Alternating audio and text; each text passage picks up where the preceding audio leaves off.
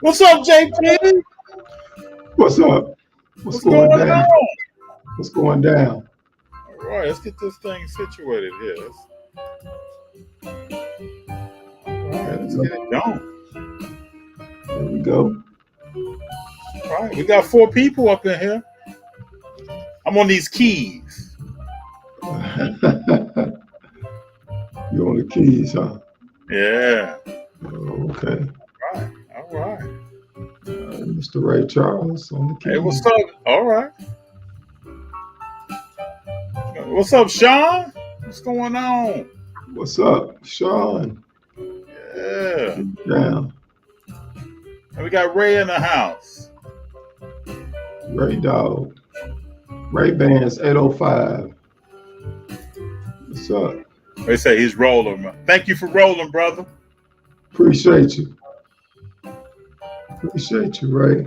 Trevor always knows what's good. East Coast checking in. Trevor, where you from on the East Coast? Let us know.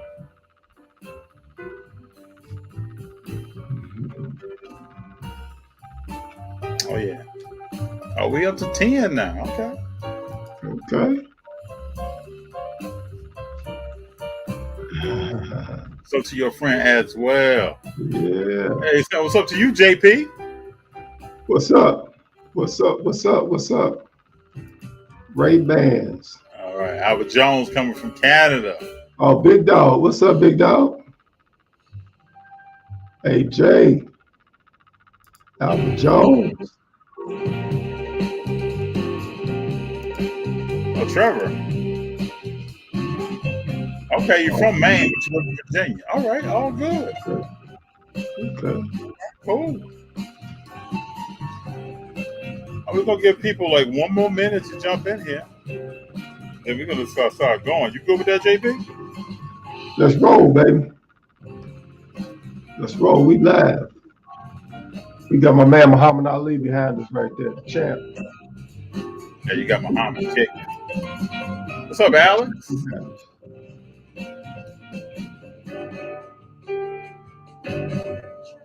What's up, Alex?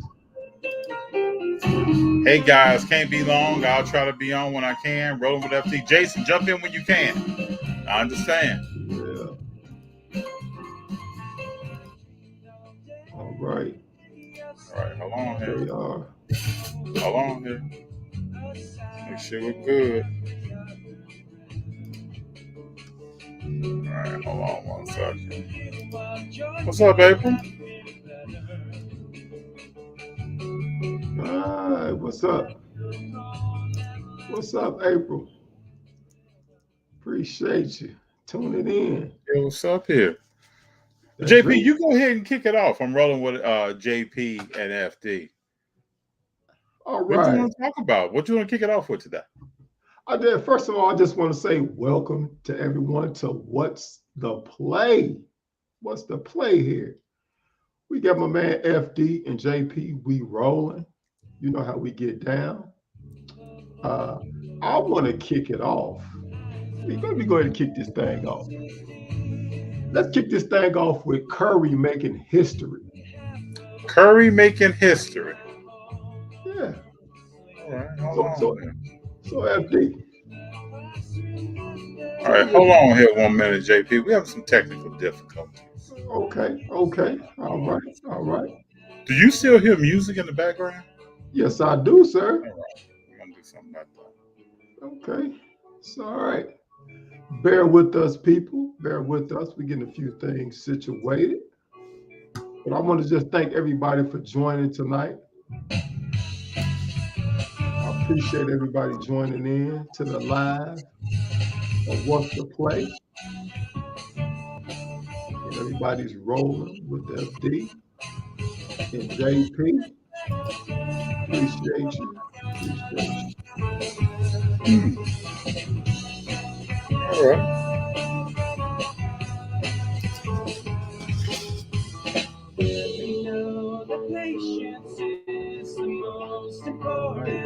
You go, JP. I'm gonna be right back. Okay. You go. All right. So let's kick this thing off. To all you, we want to know, what do you think about Curry breaking history? For me, that was very exciting to see Curry put in the work. You know, everybody had their doubts about Steph Curry when he came out of college, when he came out of Davidson. They said it was too small. They say he was too thin, that he wasn't a great shooter. Not me. I didn't think so. If you knew who his father was, which is Dale Curry, who was a long time NBA, what I call a sniper, was a shooter. I knew if he had those genes, if Curry had those genes, I knew he would be okay. So you all tell me what you think about Curry breaking a record, passing Ray Allen and Reggie Miller for the number one spot on the three-point shooter list. You all let us know, JP and FD, what you all think out there. FD, what you think?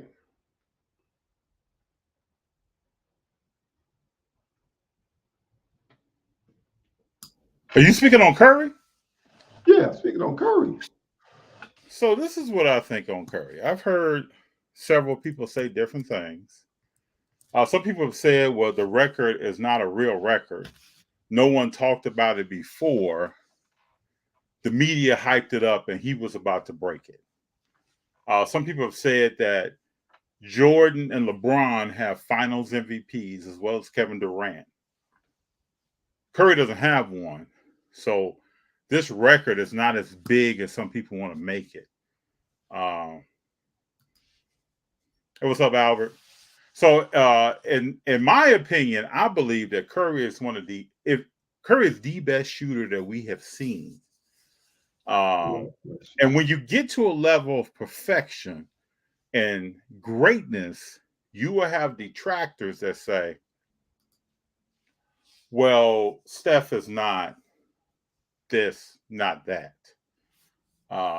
Alex, I respect your opinion. You like Reggie more. I respect that. Yeah. I respect it. But Reggie also has detractors. And what I will say about Reggie, Karl Malone, Patrick Ewing, and we can name many, many more players, they got blended up into the Jordan era. So we don't know what Reggie Miller could have done. Some teams he was on could have probably won a championship if it wasn't for a guy named Michael Jeffrey Jordan. But going back to Curry, I'm a big fan of Steph Curry. And what I like about his career, this is what I want to tell everybody what I really like, is that he still has probably 6 more years to play ball. Oh, yeah. So today we may say that he doesn't have a finals MVP, but we don't know what his resume is going to look like by the time he walks away from the game. And being a shooter, unless there's some injuries, a lot of stuff could happen. He's probably going to walk away from the game on his own terms.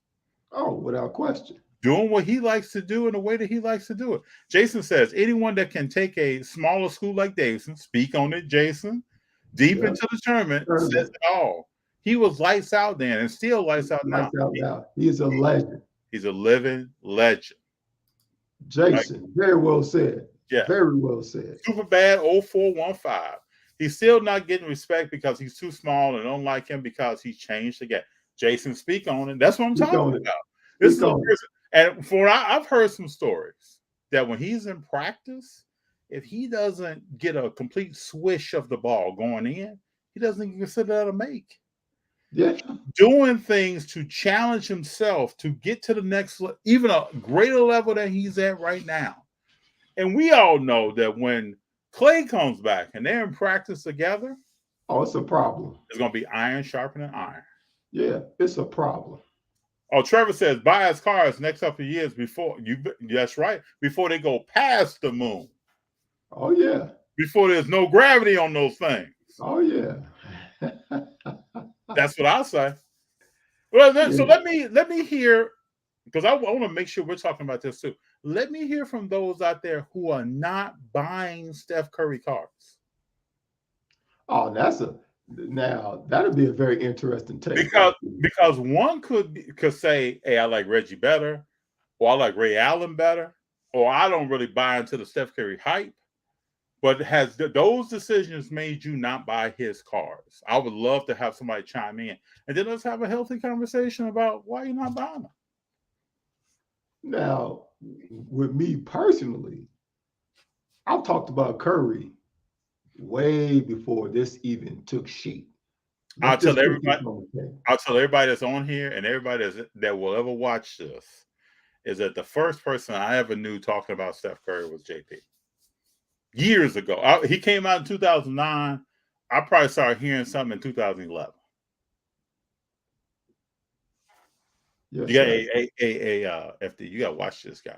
This guy hit the way he released the ball. His shot is pure. You remember you used to say that? Oh yeah. Oh yeah. It's pure. Yes. Yes, I did.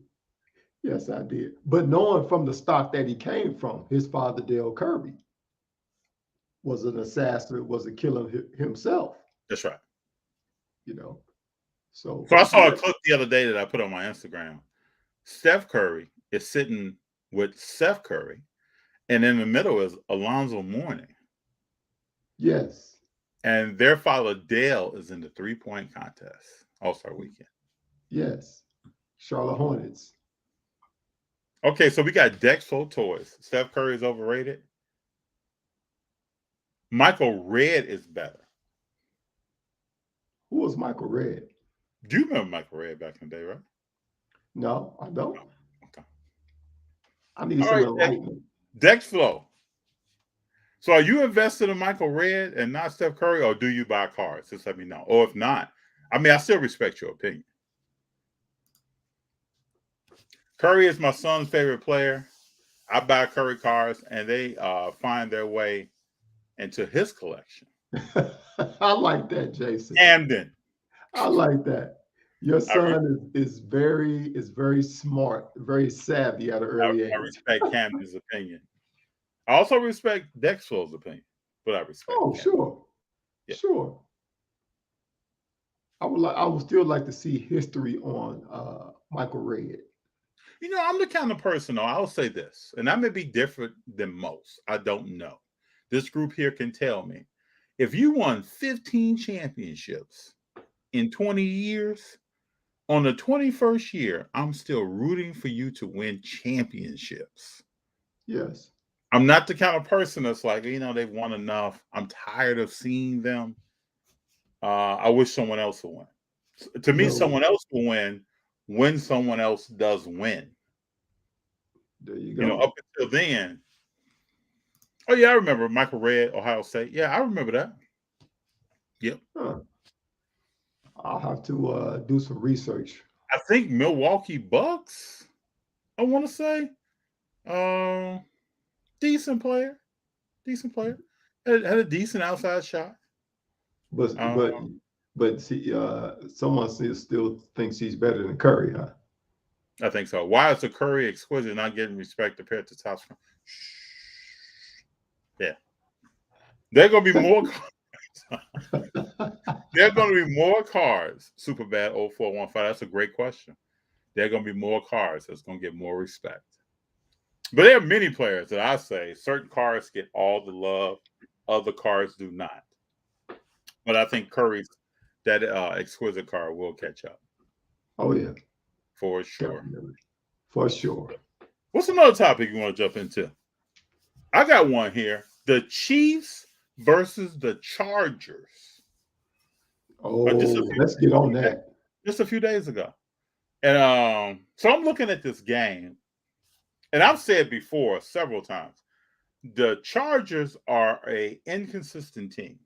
Sometimes they look like they're bound for the Super Bowl. They have They have great receivers. They got Williams. They have a decent tight end. They have a great quarterback. They have a great running back. They have a decent offensive line. They have a defense that has star players on it. But at times, their defense will allow people to run the ball, or they will give up a pass that you don't think their secondary will give up. That's just the way it is. Or they're on 3rd and 4, they won't pick up that first down. And then on top of all of this, their coach went on 4th down several times in that game Yes. And I believe that their coach lost the game for them. You made a very good point, FD. Now, I can see going for it on 4th and 1 once, and we didn't make it. A lot of coaches look at analytics and what's going on. They figure that's a key aspect of today and now football. But for me, you got to use your own smarts and your own guts and your own instincts to say, hey, look, we didn't make it this time. Let's put points on the board. Let's go ahead and kick the field goal, get this out of the way. At least we got points on the board. So now, if we put points on the board, now Kansas City has to catch up to us, right? They may or they may not. Our defense is playing well. You know what I say? Give them 3. Long as our defense is, we'll bend but don't break. That's how you stop teams like Kansas City. And to me, the Chargers beat themselves. They had Kansas City beat. They beat themselves due to poor coaching. And I say this all the time. You're only as good and effective as the leadership that are leading you. If you have poor coaching, you have a poor team. As far as execution-wise. Not saying that your team is bad, but how you all execute on the field. So Jeeves Seatown says Michael Redd's better than Curry. I have what that guy is smoking. I love that. So Dexflow says FD bought a Dr. J rookie PSA 7 for 1.3K. Now let me know, was that the 1972-73 Dr. J? Please let me know what year that was, because I'm over here right now. I'm over here right now doing some research to find out. Now I believe that was a good deal. I'm just gonna mess with you. I believe that was a good deal, but I want to be accurate in what I say and what I come back to you with. So please chime in and let me know. Yeah, I would love to see that Dr. J rookie. I bet that's a nice card. Yeah, this 72-73 is a very, very nice card. Yeah. Yeah, I'm pulling up some data here. So yeah, let me know. But the Chargers are a team that can still go to the Super Bowl. I believe that one of the best Super Bowls we'll see is Chargers versus Buccaneers. Oh, yes. You got Brady versus Herbert. And you listen to that for 2 weeks, and you got conversations about the GOAT and then a guy who's coming up. Notice now, everybody, we're not talking about the Chiefs, really. At least I'm not. I'm not neither. I think the Chiefs have to show me that they can beat a team that's a high caliber team.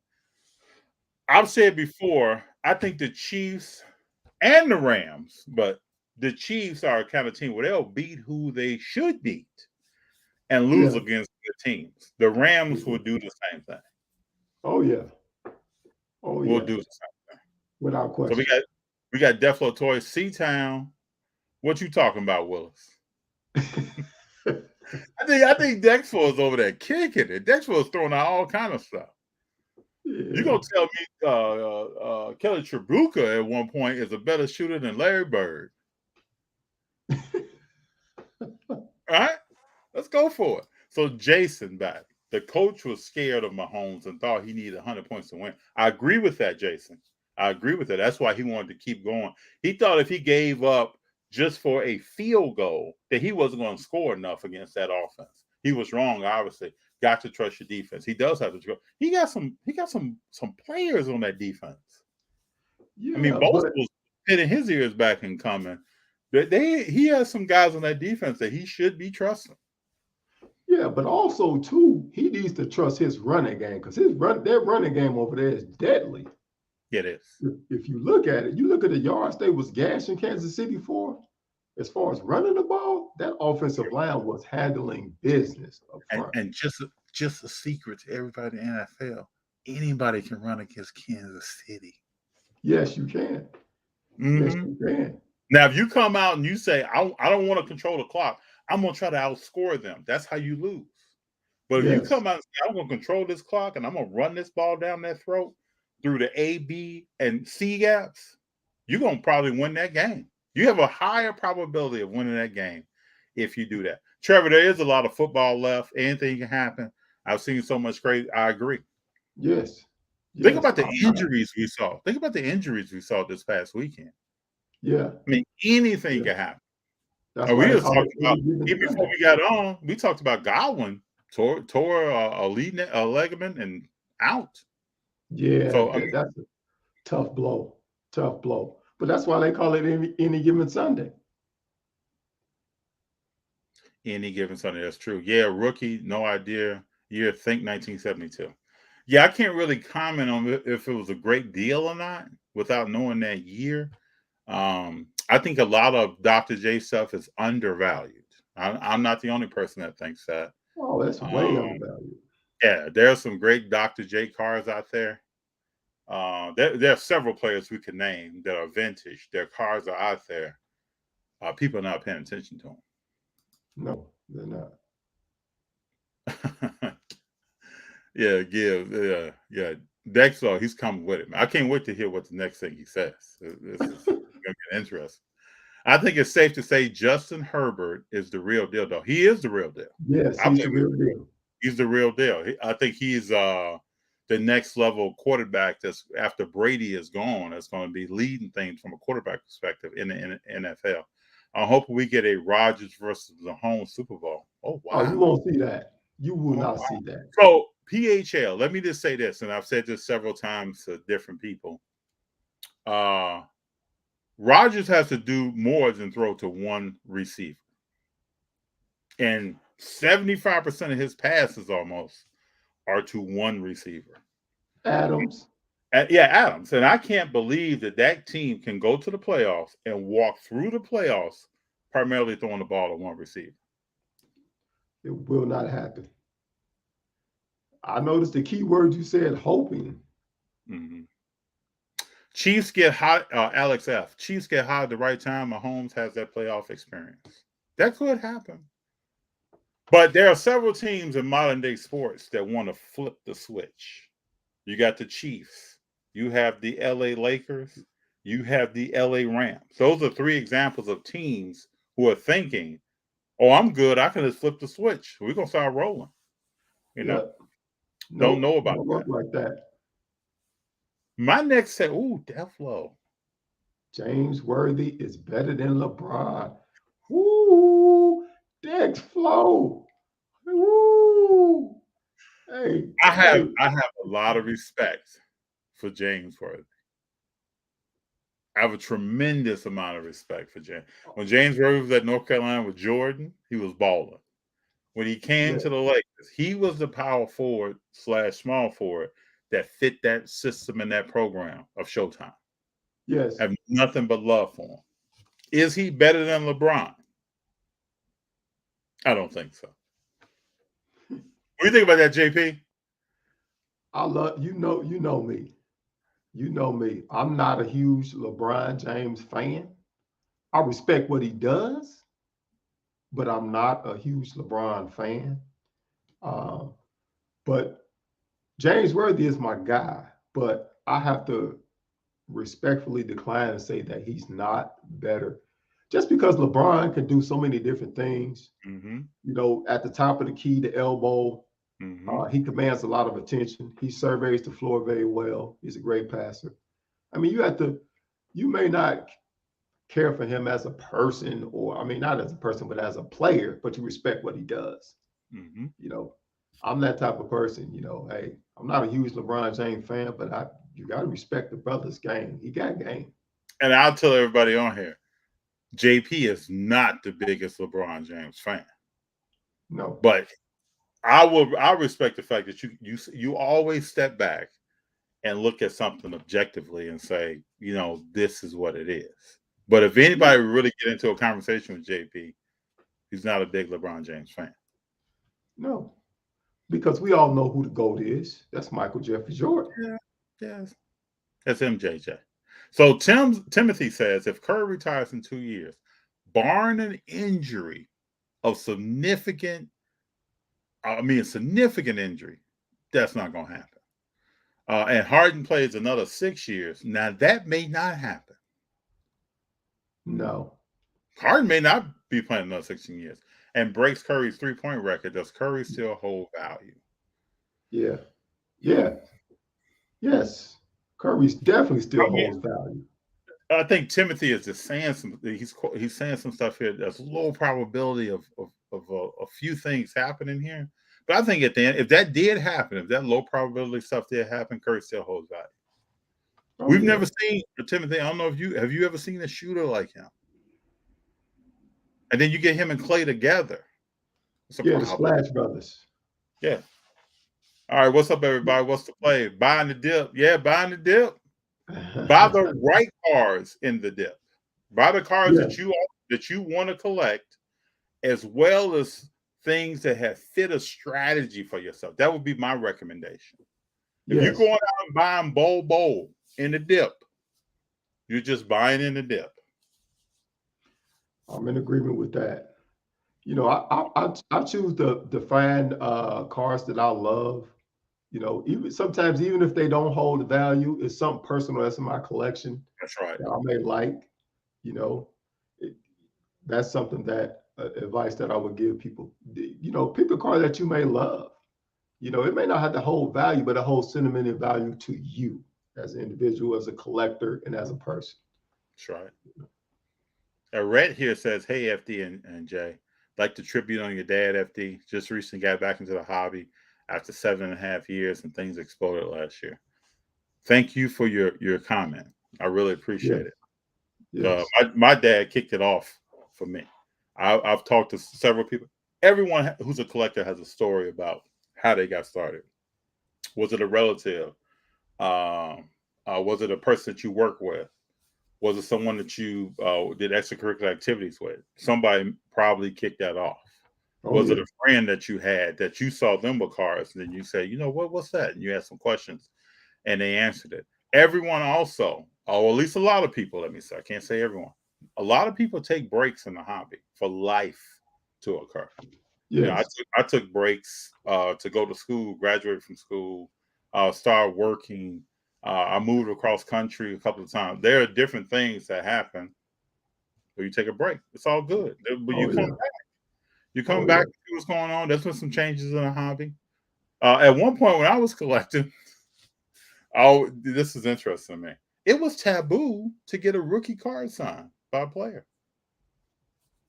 No one, you shouldn't do that. That's going to devalue the card. Look at rookie cards now that are signed and graded. Totally different atmosphere. And FD would know this. I have friends, Tim Hardaway, Byron Irvin.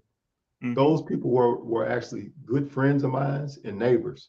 So, you know, having their cards was like huge for me because these were people I knew personally. You know, Marcus Liberty, things of that Yep. nature. You Yep. know, great players in the NBA. Who else did I know? The Band-Aid man, Derek Jeeves, was another good friend of mine. Played with the Spurs for a short time, and in the NBA. So a lot of great players that kicked it off. You know, for me as well as like my father just as well. So I can remember a time, when we were growing up, you could be a lot of places in Chicago, and suddenly there was Tim Hardaway. oh yes, He was all around the city, oh yes, all around, working with children in the game of basketball and just doing a whole bunch of stuff that people probably never know or don't talk about. But Tim yeah, Hardaway, and then he came on a court and played, and again he ran into that bus off Michael Jordan. oh Then he had yeah. a problem. All right, just curious to know your two thoughts as to why modern basketball cards hold significant value over baseball cards. This year was my first time breaking basketball. By the way, retail only. So JP, Wow. you start. You give your thoughts, and then I'll give my thoughts on that. I think the modern game of basketball is you have a lot of young players. Let's just look at that. How exciting they are. These guys are setting records that we have never seen on a level. My thing of it is that they're breaking these records, but they didn't have they're not skillfully sound as the old players that we had back in the day. We knew if you went down every roster in the NBA, you had at least 1 to 2 potential all-stars on that team, right? Wouldn't you agree, FD? All-stars and future Hall of Famers. Future Hall of Famers. And And you they, look like a team like the Boston Celtics, they had like 5 Hall of Famers starting. yes, Yeah. yes. And these individuals played both ends of the floor. Mm-hmm. So these old school players set the tone for these modern day players to go out there and explore to do what they're doing now. When you look at it, when you look at Trae Young, you would not, I don't think Trae Young would be able to play the style that he's playing against the guards back then, like Isaiah Thomas or Joe Dumars, that really played defense, or GP the Glove, Gary Payton, who really played defense. Would Trae Young be scoring at the rate he's scoring if he had these guys on him night in and night out? That would be my question. So I believe that modern day basketball cards hold significant value because basketball now, as well as football, those are the 2 top sports in America. Yes. Baseball is not. It once was, but it is not. Baseball viewership is down. Most people are not sitting down watching in their home 3-hour baseball game. And if you go to a baseball game, you see most people walking around. They're not really watching the game. There's only a few people that are sitting there watching the game. There's a smaller percentage of people that are sitting there taking score of the game while they're watching the game, which is the old school kind of thing, taking score. Yeah. Most people are not doing that. So it's a more popular sport. And I think a lot of people can relate to baseball. Like they see the baseball player, they talk. A lot of basketball players. A lot of baseball players are not in front of the TV. I also think Major League Baseball, I've said this several times, could do a better job, and they used to do a good job at this, of transition, of showing older players who have retired and also younger players at the same time, and bridge that gap between what used to be. Some young collectors today, you might say Sandy Koufax to them, they may not know who you're really talking about. Like, what team do you play for? What do you do in his career? They may not know that. I went to a Washington Nationals game. Now, I know they hadn't won. I went to a Washington National game in 2011. I was in D.C., went to a game, and they had no history at the time. So they had banners of Mickey Mantle and Joe DiMaggio and other people in the walkways that you went through. Had nothing to do with the Nationals. I mean, they may have had some of Ted Williams because he had an affiliation with the team at one point. There was really nothing there. And there are other teams I know there was a steroid scandal, but if you go to Wrigley Field or you go to the St. Louis Cardinals Stadium, you don't see anything about Sammy Sosa. You don't see anything about Mark McGwire. No, zero. And there are other teams that they don't really have that kind of. So baseball is, it's a good sport. You go to it. Tickets have become much more expensive now. It's hard to get to. I know basketball is expensive, but when I watch a basketball game on TV, I mean, TNT adds a lot to it. Basketball is doing a lot of stuff to make you want to watch the game. Yes. Oh, it's not really doing that. And I think that transitions to who are people collecting? And name off some baseball players that you're really collecting. Once you get past about 4 or 5 people, who are people really collecting? Unless you're just unless you're a baseball, that's what you do. You watch baseball, you keep up. A lot of collectors are not. I go to shows a lot, and I know I'm in LA. You don't see a lot of baseball on the table. And if you do, you're definitely going to see Mike Trout. You're going to see certain players. Yeah. And as we know right now, the market is down. But have y'all looked at some baseball prices of cards? Way down. I mean, this would be a good time to invest in some people that you enjoy and that you want to collect. But it's not, I don't think it's not that kind of sport where people are just rah about baseball right now. No, I have to agree, FD. You have to be a fanatic to do that. And baseball is more now of like a social event, like you said, walking around, socializing with people, holding Yes. conversations, going with You your hit a friends. crack of the bat. You may be holding your beverage. You look up. Oh man, that's a home run. Then you go back to what you're doing. Yeah. I know there may be some people out there that really love baseball, and right now I'm giving a view of a lot of people about that I talk to about baseball and how they feel Yeah. about it. And I know, like, I'm not trying to be disrespectful. I love sports, but I'm just being real on viewership, people at games, who's really into baseball. It's a different demographic than those people that are really rah about uh, basketball and probably even football. Oh yeah.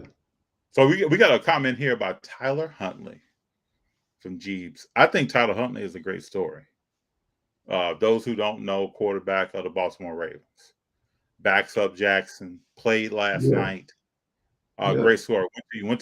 Was a great high school player. Went to Utah, came out very mobile, decent arm, can throw the football. He's Yeah. almost like the little brother of Lamar Jackson. I mean, when you watch him play, it's like they Yeah. went out, brought in similar players. So if one gets hurt, they're not changing their entire offense. When No. you went from Flacco to Jackson, it's like you changing the whole offense right now to get a first down because they don't play the game the same way and never No. will. You changing demographics, really. Yeah. So I really like Huntley. For those who don't know, please follow his story. He has a great story. I wish him nothing but success. Yes. So Dex Flow is on fire tonight. He said FD Nikola Jokic, who better? All right. All right. Trevor, hey FD, what is your top 10 QB list of all time? That's great. That's a great question. Uh Tom Brady's number one. Of course. Followed by Joe Montana is number two. Then I'm gonna go Elway. This is just off the top of my head. I'm not looking at any resources. I'm not looking anything up. Right?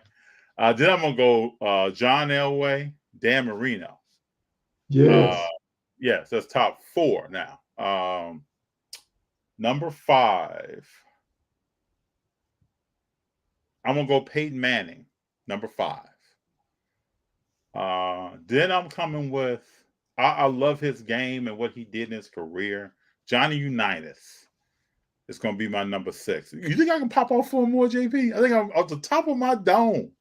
I think I Yeah. can pop off four more. So we got Johnny Unitas. So I'm gonna say number 10. I'm gonna work my way up. Number 10 is Dan Faust to me. Number Oh, okay. nine, number 9 is Ken Stabler. So I went 6, then I went to 10, 9. Okay. Number 7, Steve Young. I think that's where I left off at. Yeah, number 7. Number 7 is Steve Young. No, number 8.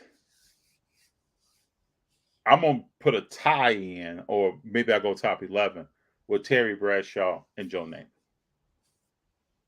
Now, do you all felt like I left something that's going straight off the dome? Does anybody think I left something out in that top 10?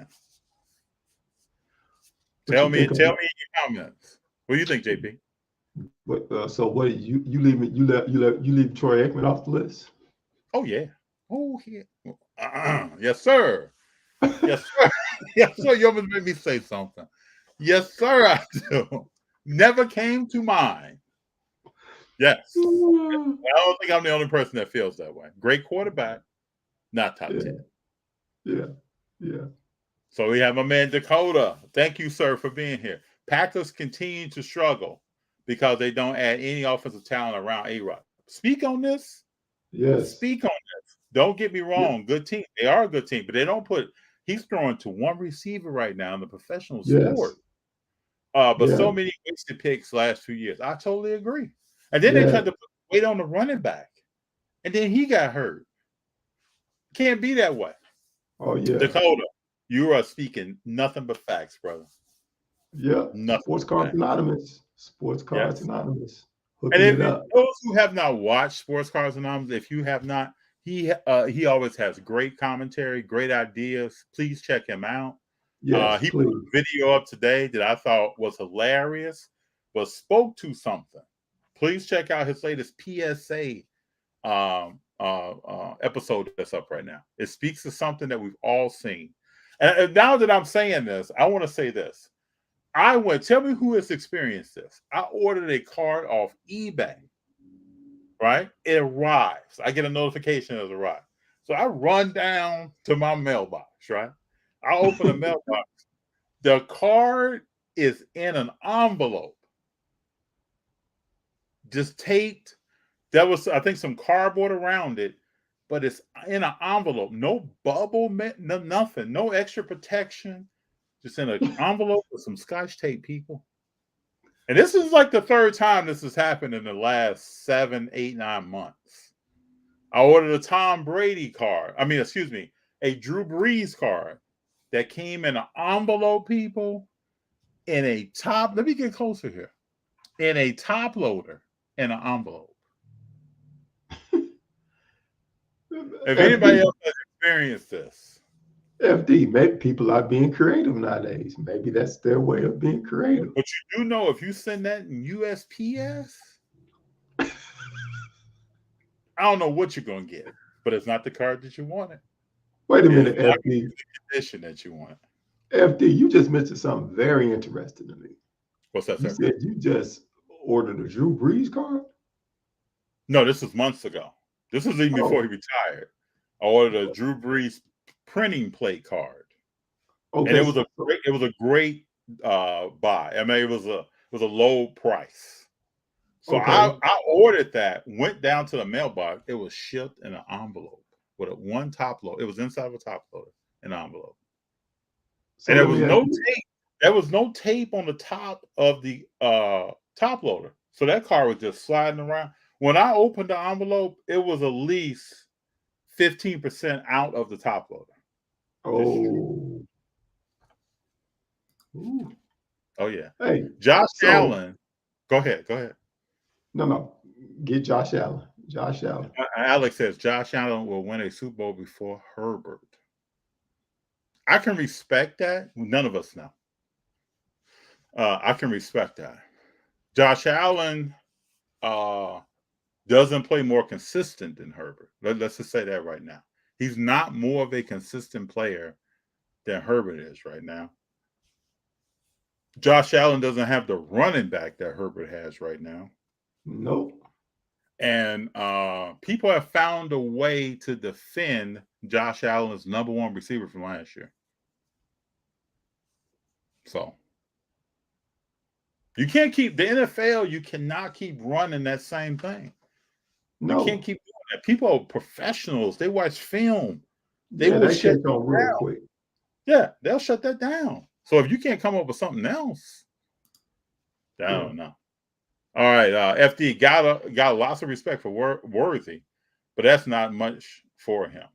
Yeah, he's not comparable to, at least I don't think so, LeBron. Then No. we got FD. You said you played college ball. Where was that?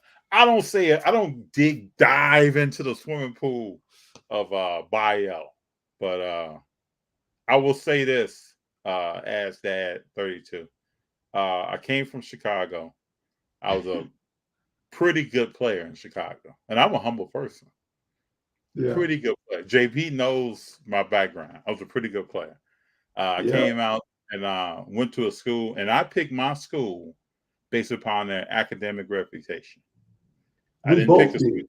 Yes, I didn't pick the school I went to based upon football, which And, was and when I was coming out. A lot of people asked me questions like, "Why are you going there?" yeah. I'll say this: I went to a camp. I'll tell you this story. I went to a camp in high school between my junior year and my senior year, and it was at Northwestern. And what's the Seattle Seahawks coach, JP? You was at USC. You talking about oh man. He was an assistant coach at Northwestern at the time. there was another assistant coach who was the quarterback's coach later with Vince Young and the Tennessee Titans. They were all in that practice. They all ran that practice. So I went to that camp, and my ultimate goal was to make a name for myself. So there were some kids who also went there who went on to Big Ten schools, went to some other schools. Some people came to the West Coast. I used to joke with my father all the time that I went to the camp to crack heads to let people know who was FD. So then when I left that camp, I went on later and played college football. But I enjoyed the experience. It almost feels like a lifetime ago because so many things has happened since then. But it was a great experience. I would advise anyone who can and wants to get involved in some kind of team activity. Either be a sport, a chess club, golf team, anything you want to do. You can play tennis, you can play soccer. I grew up with some people who played badminton competitively in high school. All of it taught great skills. So that I think hopefully AZ Dad 32 that answers that question. But it was Pete Carroll, buddy. Yeah, Pete Carroll. Pete Carroll was a character in that camp. I can only imagine what he was like at USC, and then what he was like at when he first started in Seattle. So Jason Rennie, as a Bears fan, I remember how excited I was when Favre left the Packers. I thought the Bears are going to take over the division. Then some guy named Aaron Rodgers steps in and is even better. That's true. That's true. I was just sitting watching a Bears game tonight. Oh, I'm still a Bears fan. I am too. Born They and have a lot raised. of work. The Bears have a lot of work to do in their organization to clean that up, get that right. I always joke that they need to clean house and get around the baseboards and make sure the floor is clean and everything got window seals. They need to get everything right to get that organization right. Oh man. Oh, JP, you'll like this. Trevor said he just bought a Ja rookie. Oh, yeah, I got one of those too, baby. Yeah. Okay. JP's a Yeah. big Ja fan, people. Big Ja Oh fan. yeah. I'm telling He you. actually Big opened young. my eyes. He opened my eyes to Ja. Made me start looking at him Yes. a lot closer. Yes. I think Ja is going to can be a good to great player. I think he just like any young player we're talking about, he has to develop a consistent jump shot, which he has gotten better at. Yes. He naturally can drive to the basket and finish. You don't have to teach him how to finish. He Yeah. will do that. I see big things for him. First thing Yeah. I would like for him to do, Ja, please, leave Memphis. Yes. Go Get out somewhere of else. there. Get Get some out of talent there. around you. Don't spend your whole career like Kevin Garnett in Minnesota. Get out of there. Or even Dame Lillard. Yeah, Dame Lillard, No, man. he I wish needs he to could leave. Bradley Beal. I mean, we have. can go on talk about a I lot wish of they would all players. get up and leave, go someplace else. Cora, hey FD, what's up, my dude? What's up, Cora? What's going on? What's going on? I want to buy Luca, but I will not buy him now. Tell me why super bad. Because from Yeah. what I'm seeing, this might be the best time to buy him. Some of his Yes. card values are down. And this is time to be buying. It's the Yeah, dip season. yeah, this You is the know. deal. Chime back in, super bad. Let me know why not. What are you seeing? Maybe it's beyond just card values. It might be something else that you're looking at. Super bad. Think of it like this. It's like the stock market, right? You're gonna take a little dip, but then that dip is gonna rise back up and it's gonna be worth value later down the road. And Look at it like I that. ask myself this super bad. Once LeBron James retires, who's the face of the NBA? Just think about that. Of the Ooh. players that we know today. Because Yeah. somebody out of that pool will be the face of the NBA.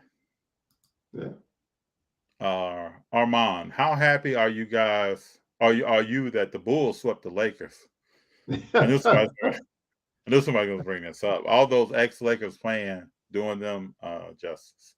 So I want to give my public service announcement. And one thing I want to say is that I'm not a Laker hater, right? I don't look at the Lakers and I say I'm going to pick that team out of the 30-some odd teams and I'm just going to drive them into the ground. I'm not. That's not FD. But what I do, I look at a situation. I try to assess talent and think about, okay, where is this team going? I don't work in the front office, but I know a pretty good amount about sports. Where is Oh this yeah. team going? And when I look at the Lakers, I don't see them going far at all. I don't see a lot of I see a bunch of players who used to play at a high level. And LeBron is probably still the person playing at the highest level.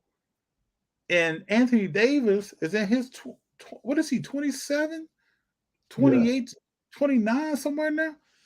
He's still not consistent and doesn't play at that level all the time. And then does really well, if you all notice, against teams that don't have a dominating power forward or center. Yes. He does Speak very on it. well. He's screaming, he's doing all kinds of stuff. But then go Yeah. play a center. And he's very quiet. Let me speak So, on this. yeah. Let me speak on this, FD. Let's look at the Lakers last year. Everybody's hooping and hollering, yeah, LeBron wins another championship. But let's look at why they won that championship. First of all, they played in the bubble. They had played what, 50 games, if that. So it's really wasn't even a full or even a quarter of a season. Let's look at AD. AD has never played a full season in the NBA. This guy's always hurt and will continue to be hurt as far as his career. I'm not wishing nothing bad on AD, but this is who AD is. But this is the Lakers' identity. If you look at them, they have all these potential so-called Hall of Famers on their team. But why can they not have a consistent lineup that if you look at it, their lineup is always changing from week to week, from day to day. And teams that they should be putting away, they never can seem to beat those teams. What do you think, FD? So the Bulls beating the Lakers. I'm happy of that. To me, what it did show me, because I've talked to JP and several other people about this, I'm still waiting to see how the Bulls legit when it comes to the playoffs. So if you can take a team like the Lakers and kind of ball them up and put them in a place where they should be at, it shows me something about you as a team. I need to see more steps from the Bulls. Just so Yeah. you all know, as a Bulls fan who watched Michael Jordan play many, many years and move away and still tell people, and when they're horrible, I'm a Bulls fan, I scrutinize the Bulls more than any other team. I'm So looking at do them I. every year, every coach change, every dominant player. When Carlos Boozer went there, I mean, I think just keep naming them. Jalen Rose went there. I'm looking at who is this team and what are they going to do. So this is a good step for the Bulls.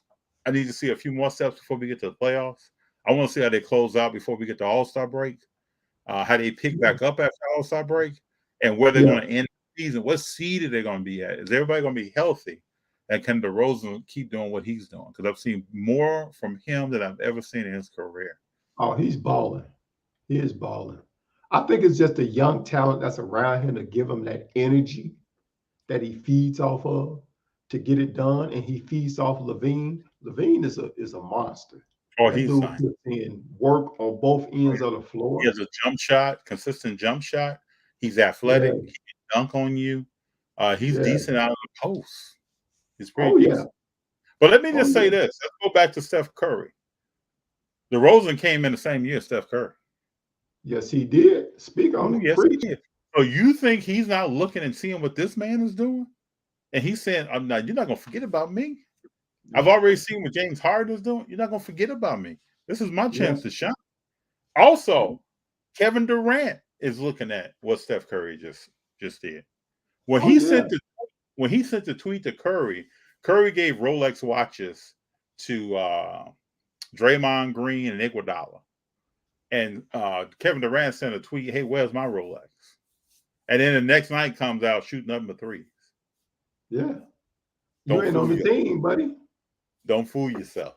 So Yeah, you're not on while the team. Curry may be of question, there are some people that are being pushed and trying to get to another level and make sure their name is not forgotten in the media and make sure they stay relevant by their gameplay.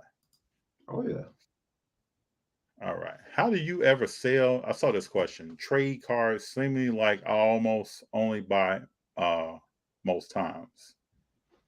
Well, I mean, it's all dependent on when you talk about selling. First, you got to find a market for your car. What cars do you have? What sport are they? What players are there in those sports? Are your Hmm. cars something that people want? So if Yeah. you like, here we have trade night. So if you go to a trade night, when you walk up and show your cars, what kind of feedback are you getting? Are people interested in that? Then when you start talking about what asking price you have, hopefully those are close to what market price is or a price that you want that you can negotiate off of. Some people have a strategy where they'll start high on the price to work their way down. Some people start Yeah. low, try to work their way up. It all Well, depends on what you want to do and what your personality is like. Um, that's how you kind of sell trade. yeah. Um, if you want to buy cars, I think you've already versed in that. It seems like you're already versed in that.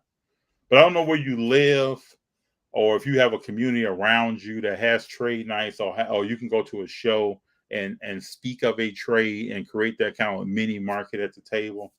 But you know, I love I I'm gonna try to start to do some of this more in episodes to show I love selling stuff. Anything. You can give me anything and I'll try to sell it. So I mean we'll see how it goes. Maybe we'll learn together. It's not something I've done a lot of in the past. Um, but I think there are some key plays you can make. And a lot of people, what they'll do is buy in low, get some cards that may be of a lower value, but of a nice player. They may even have multiples of these cards, and they'll create a bundle deal where all these 12 Yes. cards together may be worth $600, Yep. and I want this $600 card of that same player or a different player. And I want to start moving up because I think that player's dip is a little more significant than this player's over here. And I'm ready to make a move. So it all depends on what you're looking for. But those are some things you can think about, maybe some strategies. You can tell me if that stuff works or give me some things that you do so I can learn because no one knows it all in this hobby. I will Nope. say that. Still learning and growing. Yep. So Marcus, you hit us with two things here. Community man, Kobe, and then you came right back with on court Michael. Let me just say this. Michael Jeffrey Jordan does a lot in the community that is not in the media, and he doesn't talk about publicly. And Yes. if you kind of know certain people, then you can kind of start finding out what Mike is doing and what he has done for a long time that And people this do not. was and this was pre the social media era. Yeah. Yeah. Now, he was doing stuff in Chicago when I was growing up. Oh, I yes. knew people. I went to school with people who lived close to Michael Jordan and knew him and would talk to him. Yeah. He would And come if you play. think about it, just think about it. You saw him with Kobe's memorial. Think about the net times you've seen Michael Jordan, like out and about, kind of talking. He's a private. He seems to be a private person. Doesn't really do a lot of that. He's not a rah rah kind of person. No. Uh, he does But you more than some yeah. people know. But he would come out in the neighborhood in Chicago and play pickup games against Hmm. just average people, Yep. you know, and draw a crowd, people talking trash. And Mike would just destroy these people. And these were neighborhood heroes that was putting up 40 and 50 points that was killing on the blacktops in Chicago. Yeah, so please know there are players that are on an NBA level that will never play there for whatever reason. Yeah. But I've known players, and I know JP has known players that are NBA caliber, that are Division I basketball caliber, but never went to Division I basketball. Nope. Oh yeah, Oh, yeah, baby. we got Michael from Jeeves Better Game and Shoes. You're talking to two guys who are just, you can check the box on Michael Jordan being a GOAT with the both of us. Yes, And indeed. we have nothing but respect for Kobe Bryant. We have nothing but respect for LeBron James on the court. There's the other players I can name too, but no one like Michael. Jason, baseball players are striking out way too much. This is nothing but knowledge here to keep it interesting. Too many players trying for the long ball and pitches all through 100 miles an hour all of a sudden. So and I'll tell you this. So when I go to an autograph signing, JP knows I just don't go to the autograph signing. Like I'm not just there getting the autograph and then I walk away. And I get into conversations with players, ex-players, ex-greats of the game. Yeah. And one in particular is Rod Carew. And my friend Drew asked me one time, he said, when you get up and talk to Rod, ask him a question. If you had to shift back in your day, what would you do?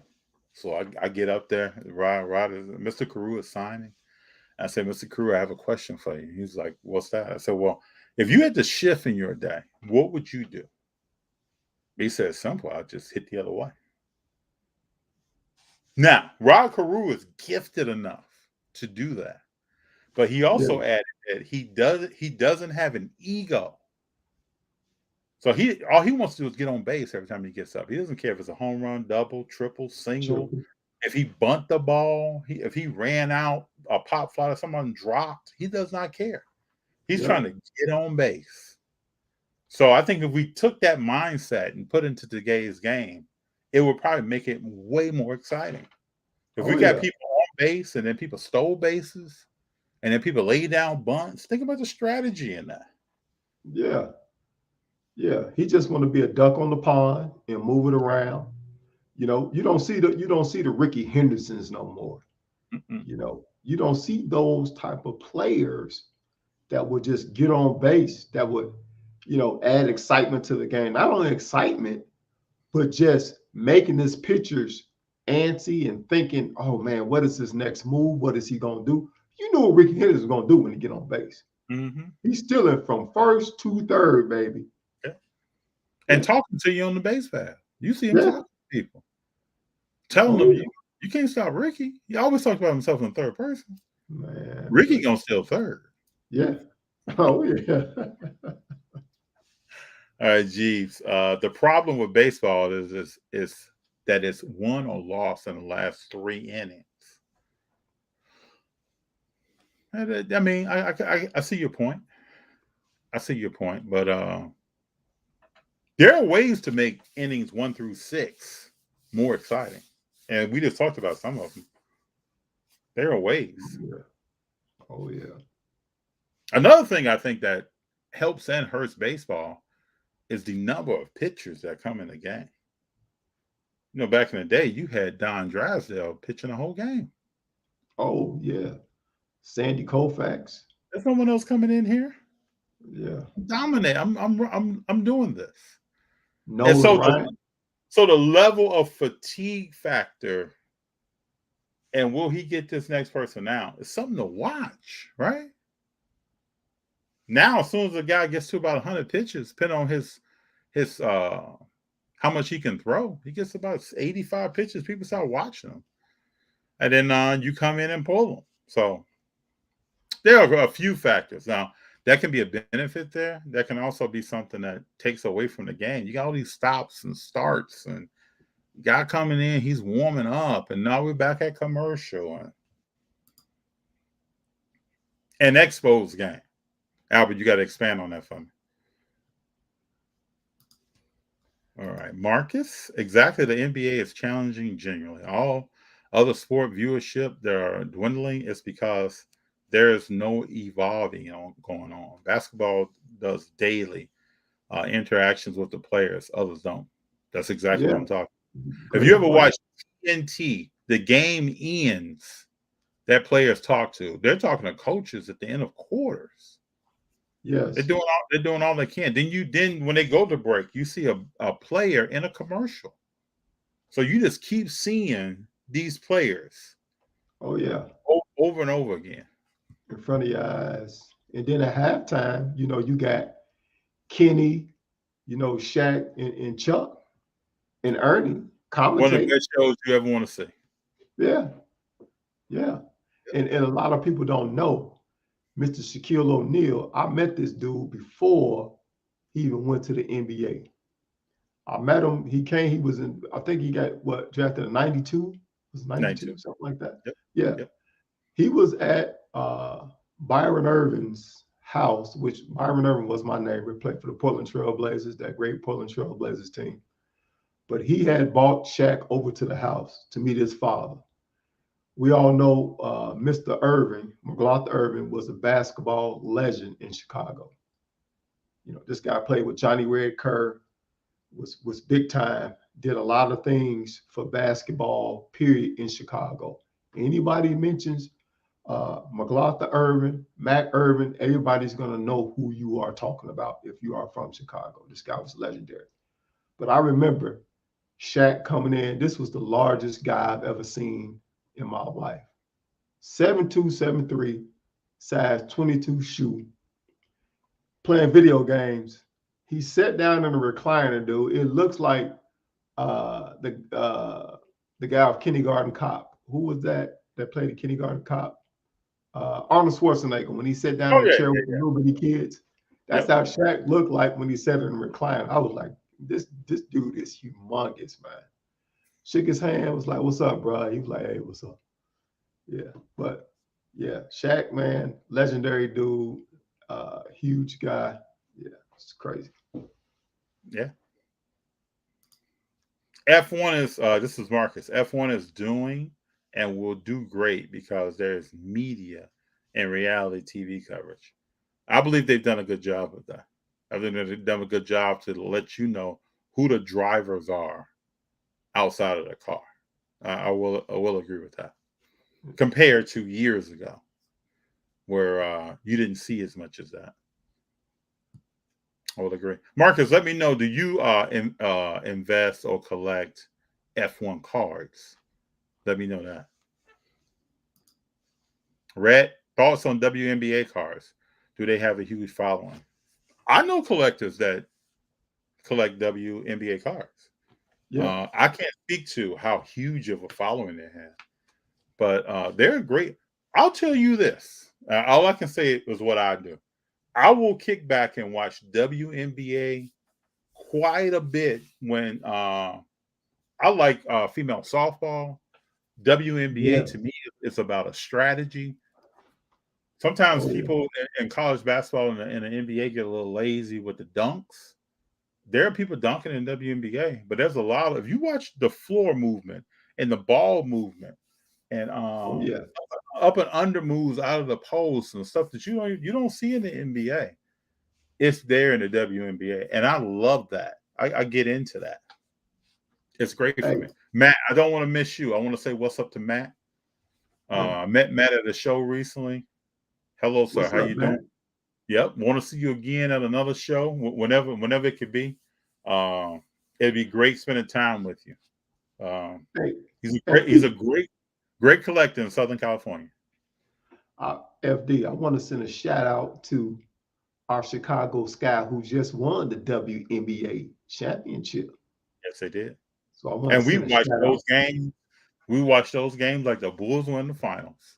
Yes, We were baby. we were talking back and forth and talking about Candace Parker, and Candace we Parker. were excited. And Shout out um, to Candace, yes, Chicago legend.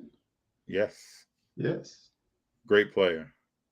Yes. And there's a great collector by the name of Love What You Collect. I shoot messages back and forth to her all the time about the WNBA. We watch games. We'll chat on it about a play that we just saw. Did you just see that? I get excited. Now, I can't speak on what other people do, but if you're wondering if FD is sitting watching WNBA, yep. When Oklahoma won a softball championship this last, JP and I are all over that.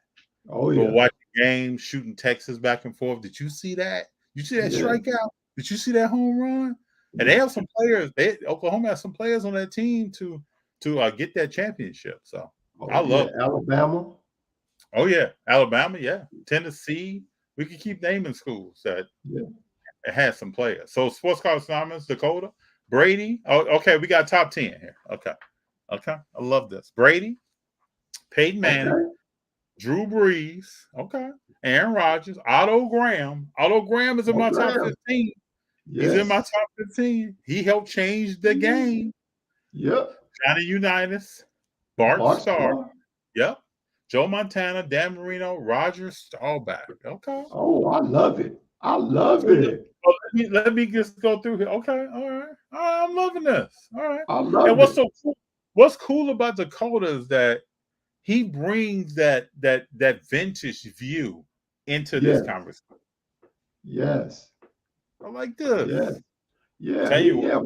My list looks kind of similar, Dakota. Yeah. Oh yeah. Mhm. Yep. Andrew Jones, PWE. Does anybody know what PWE is? Thanks for so much for the kind words. Oh, it's bro. We tell the truth. Hey, Tell the we truth, speak man. number, truth, and fact around here, Dakota. Yeah, you have great insight, brother. That's why I love talking to you.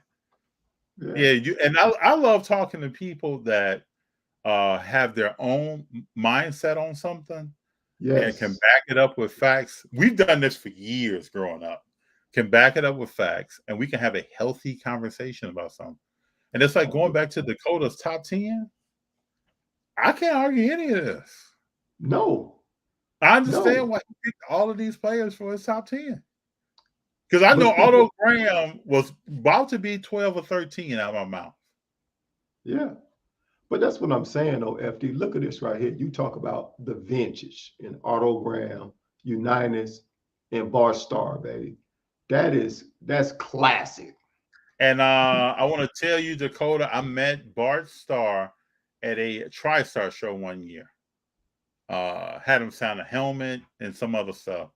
Very pleasant person to talk to when you're getting an autograph. Very classy individual, Yeah. Bart Starr. Legendary guy. So we got Timothy here. Then I'm gonna jump back into some stuff on my list here. We got Timothy. Do you have Isaiah Thomas?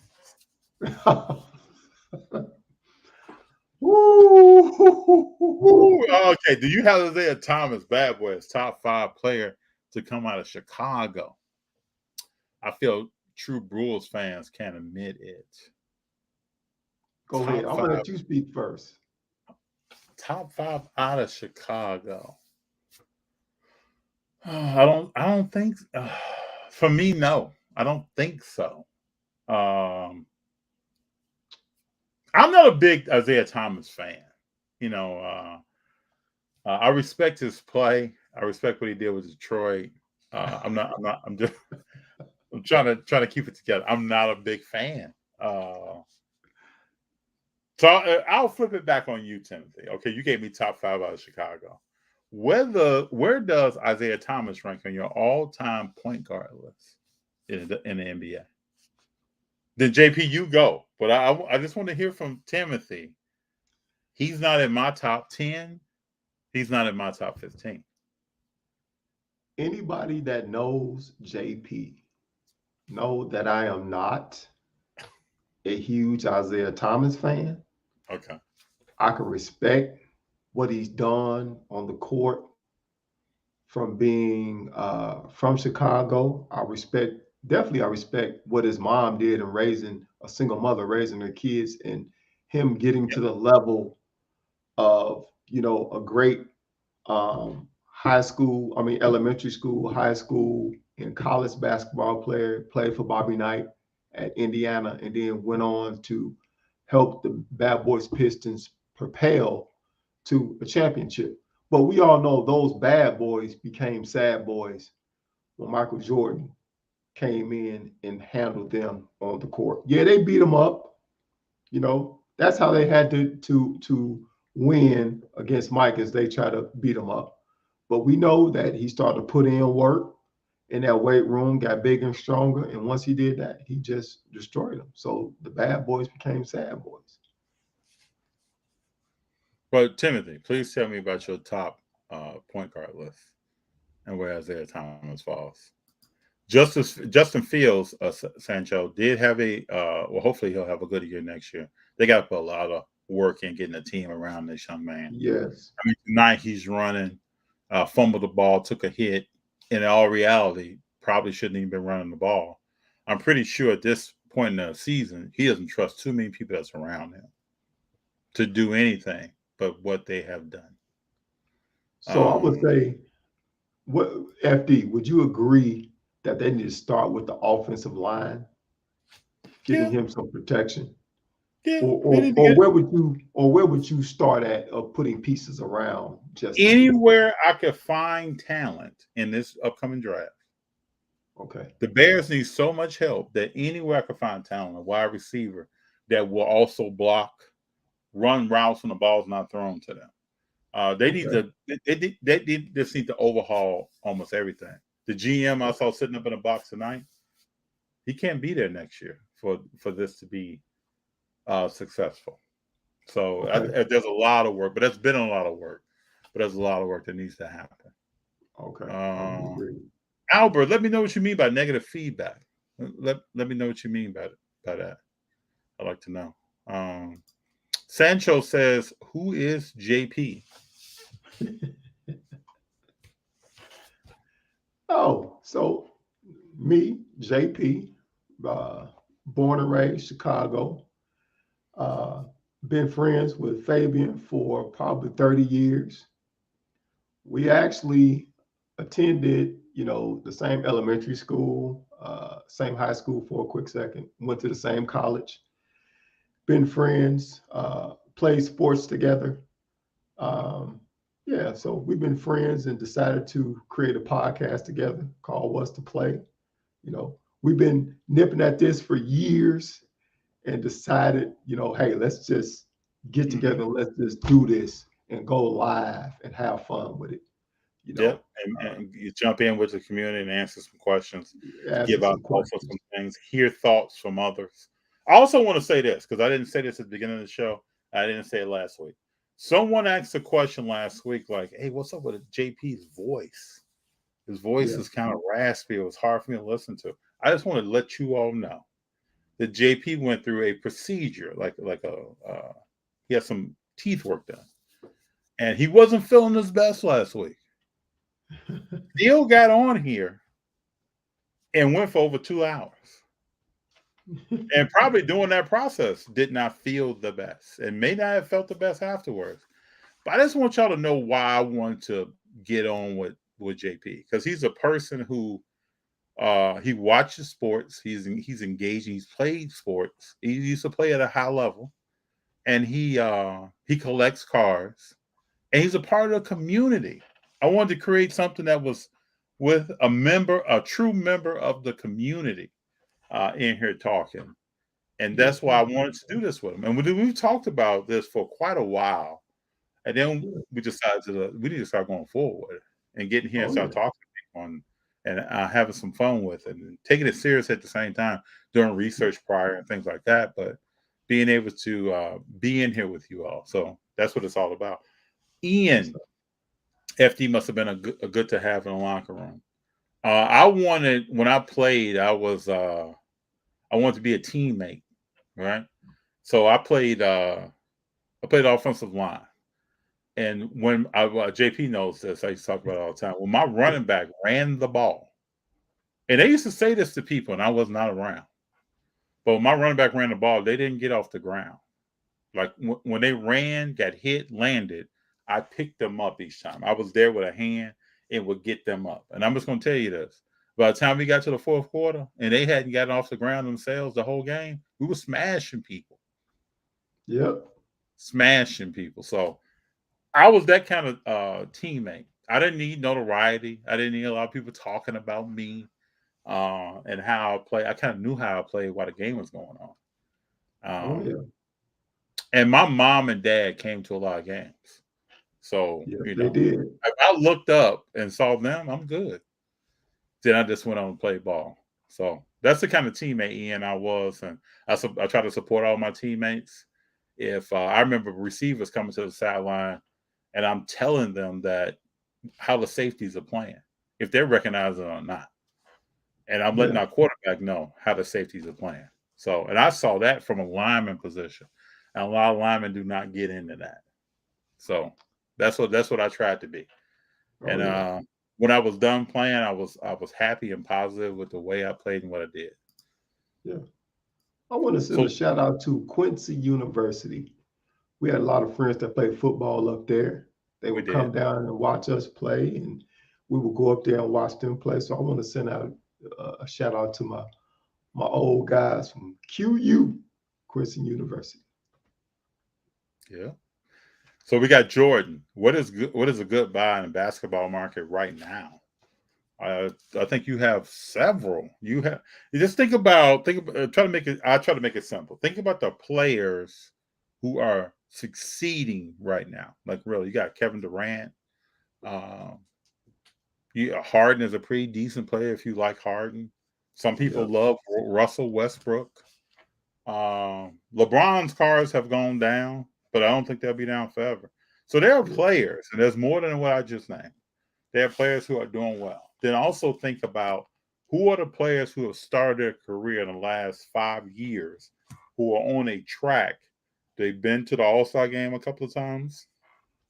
They've increased their scoring, shooting percentage, and points per game over consecutively over several seasons. Yes. They may have won Rookie of the Year or been runner up. Because if you're runner up or you finish third in the Rookie of the Year balloting, you might be a future Hall of Famer. So the Yeah. politics of that year, you may not have won. So think about those things, and then you'll find, I think, some good players to invest your cards in. Then when you get to the cards, there's a lot of things to think about. What's the brand of the card? Mhm. How is that brand respected in the marketplace? Um, Yeah. is it a RPA? Is it a low number card, or is it something with a low pop to it that's also serial number? There are a lot of Yeah. things to think about, but at the end of the day, buy what you like. What do you like Yeah. to invest in? Because I could give you a list of names and stuff to go after when you get there. You maybe don't feel that passion about the player. There's some players I don't feel passionate about, and I don't collect them. Right. But this person over here may like a player like a Russell Westbrook, for instance. Just gonna put it out there. It's Oh hard yeah. for me to invest in him when certain things he does on a court. But I've talked to those who really enjoy Westbrook, and we agree to disagree about who he is as a player. But I also go to shows, and his cars are highly valued in the marketplace. People like Russell Westbrook from a Oh yeah. collectability They standpoint. do. Yeah. So again, that may not be a player that I invest in. That doesn't mean that there's no market for that player. So it's out there for you. I want to ask another question here. Let's say this. Larry Fitzgerald. We talked about this the other day. Let's give Larry Oh yeah. Fitzgerald some time. Larry Fitzgerald not wanting to come back to the Arizona Cardinals.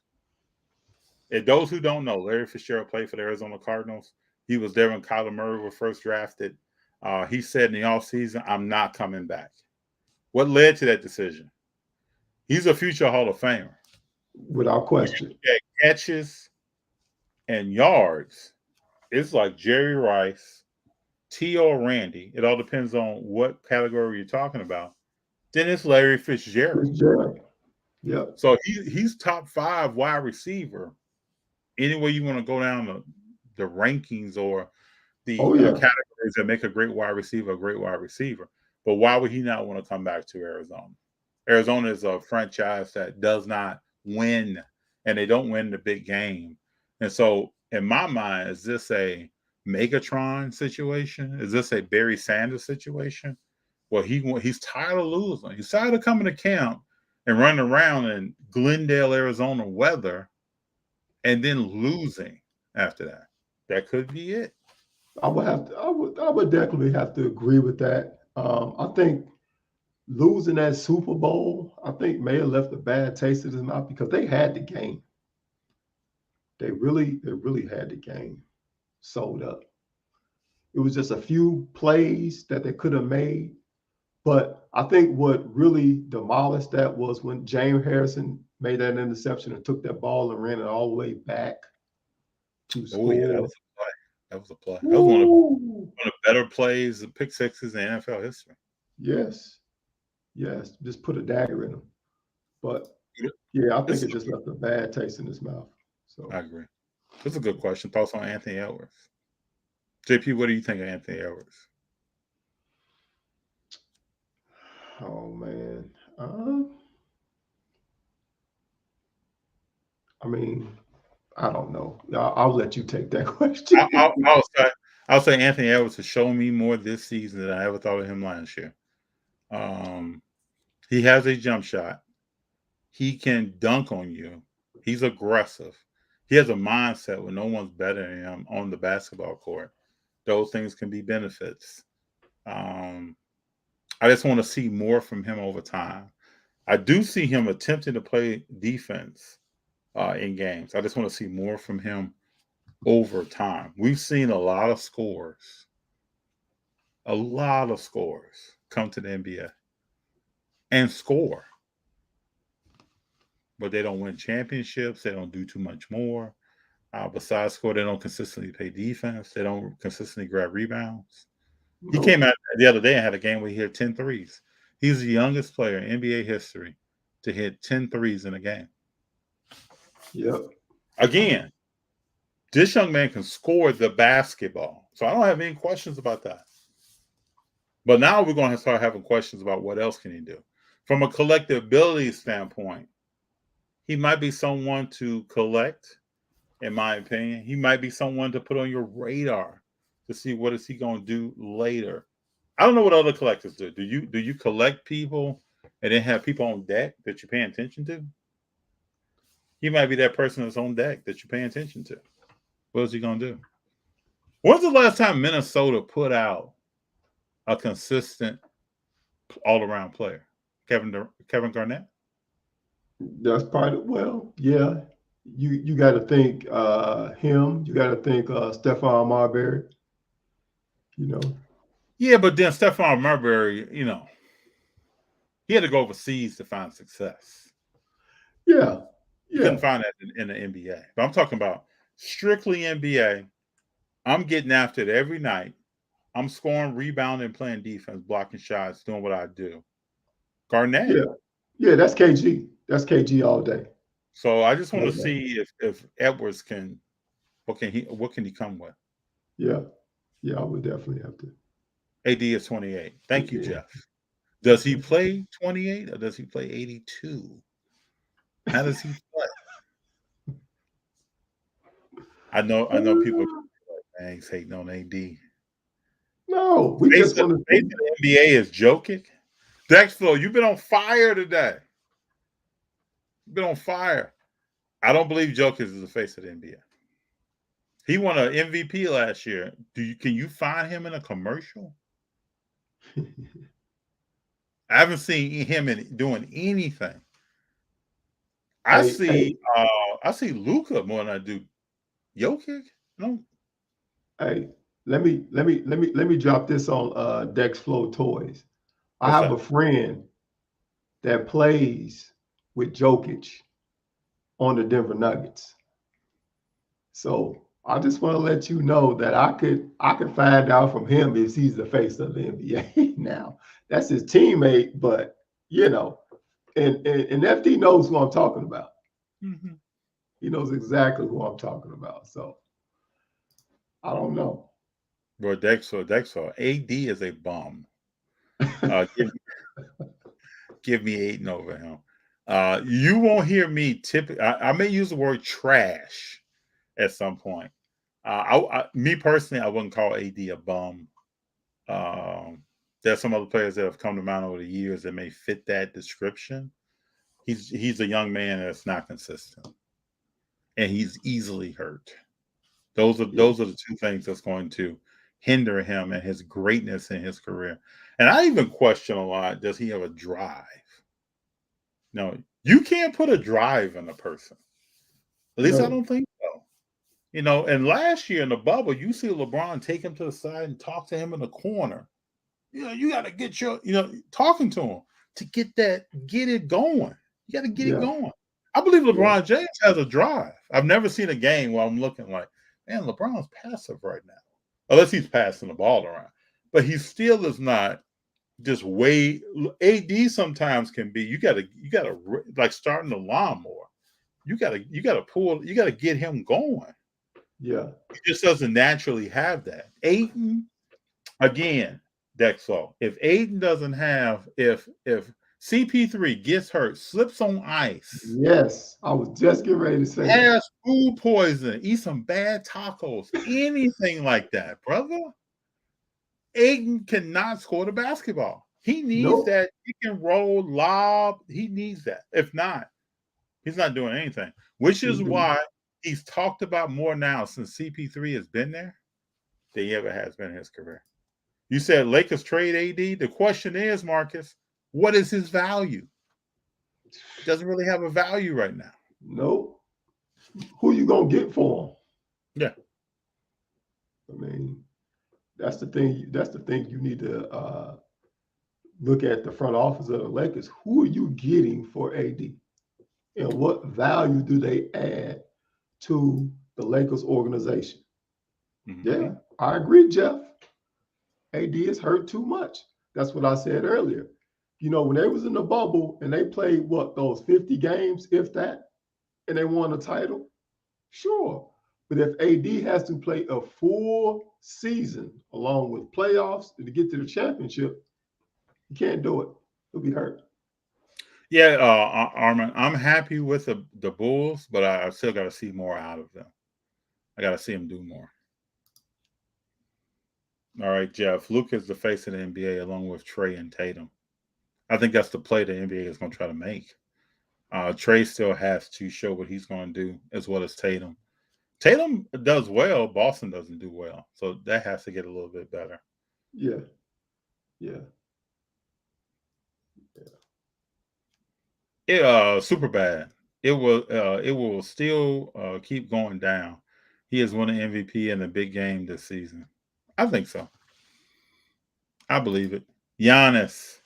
Giannis is the face of the NBA after LeBron, Durant are gone. The NBA will attempt to do that. They Yeah, will attempt to do that. But I yeah, still don't know if you can be the face of the NBA in Milwaukee. Let him win one more championship without a super team, and his cars will go even crazier. Let me just say this, PHL. What if he doesn't win another championship? yeah. He's Uh, gonna small the market. yeah, Lakers are too old to keep with younger players on defense. I'm in agreement. I am in That's true. agree. It's very true. GC Town, I am in agreement. Yes, I am. Why do you think LeBron chose to pick Russ over DeMar?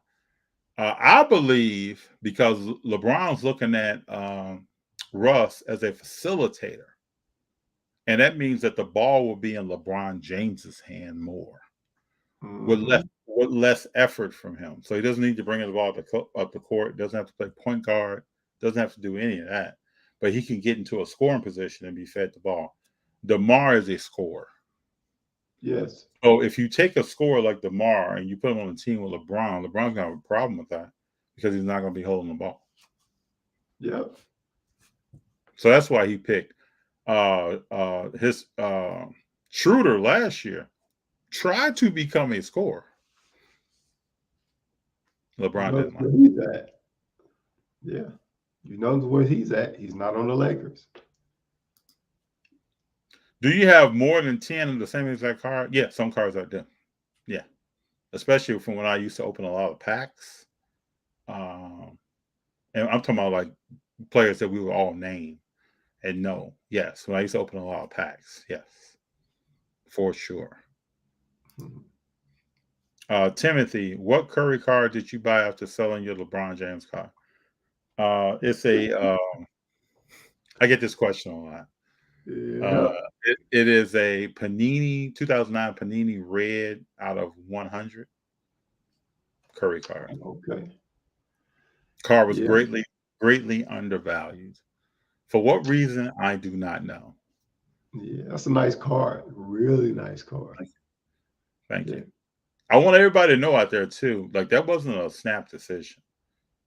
Please don't think. If anybody knows me, they know that I don't really make snap decisions like that. No. So I sat Yep. down and did a lot of homework, looking at a lot of different factors before I made that decision. Yep. Call And me. yeah, but some people, chimed in and said, "Hey, I would have got that car graded and done this with it and done that with it." But do know that FD looked at graded car values and what that car would have graded as and what it would have been worth graded right now. Not a year ago, not 2 years ago, but right now. So all that Oh went yeah. into the blender of decision, all that went into it. Oh yeah. Then I decided to do something probably unorthodox after that. But Yeah. and I'm also a collector, just so I want everybody to know this, right? I think for myself. So I look at stuff and I come up with decisions and I think for myself. And I would like for all collectors to do that because it's really your own personal collection. So I don't follow the trend, right? No. Right now, Right. everybody's looking for LeBron Topps 2003 Topps Chrome cards. They could be base, they could be refractor, they could Breakfast. be X-fractor, they could be black bordered. People are looking for those. But if you're in the base zone, let me say, there are probably some other cars that are lower produced, serial numbered, if you put the research in, Yep. that I think will probably outpace that stuff at one point. It's going Oh to yeah. happen. I feel MJ is the GOAT, period. Oh, Mark, without question. I appreciate you. Yeah, Matt, Rod Carew was one of the greats. Yes. A very good player. Did a lot in his community as well. People may not know about. Um, has been through a lot in his family. He's been through some things and willing to talk about it and has learned from certain things. And Oh yeah. if you walk Angel Stadium here in LA, you see a statue of his daughter at the ballpark, and it reads a certain message on the plaque. They had a great connection. His daughter passed away early, um, and they had a connection with one another. And Rock Carew, dedicates a lot of his career and post career to her, and a lot of the work that he's done. So I salute him. Sancho, NBA games are also won or lost in the last quarter. LOL. Yeah. I know baseball games, the other person said won or lost in the last 3 innings. But yeah, it's about what leads up to that. Just like Yeah. when the LeBron and the Cavaliers played the Golden State Warriors and LeBron comes down and blocks Iguodala's shot. Everything that led up to that was a piece of NBA history. It's something you could go back and press play on at the beginning of the game and watch.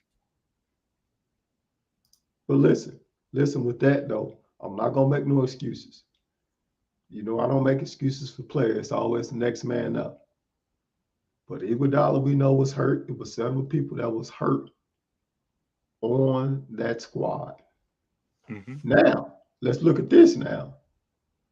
We know Bogan's got hurt, which is the big fella in the middle, right?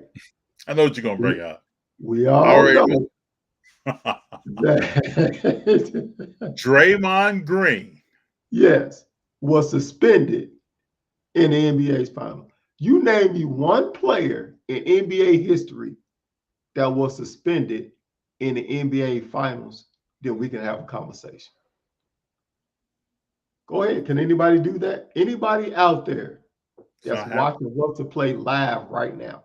Name me Hasn't one player that was suspended in NBA history from an NBA's finals game. happened. Yeah, hasn't happened. Hasn't happened. Well, some That's people why get they into the lost. conspiracy that the NBA just want to give LeBron another championship. Yeah. Some people Oh, get yeah. yeah. Oh, yeah. So we got Guy Fisher, legends, Koufax, Drysdale, Gibson, Oh, without yes. question. Without question. Yes. And I remember going to an autograph show where there was not one person in Bob Gibson's line. Facts. Not one person. Sancho, Spurs are destroying the Clippers now. That's good. Because on Thursday nights, the Spurs play the Lakers. So what's going to happen there? Probably more of the same, right? Probably more of Yeah, the pretty much. same. Yeah, because Pretty much. Pop is gonna make sure that team's ready. Oh, Sancho, F1 cars are still way undervalued. They are. Next year, Max Chrome ungraded will go for 300.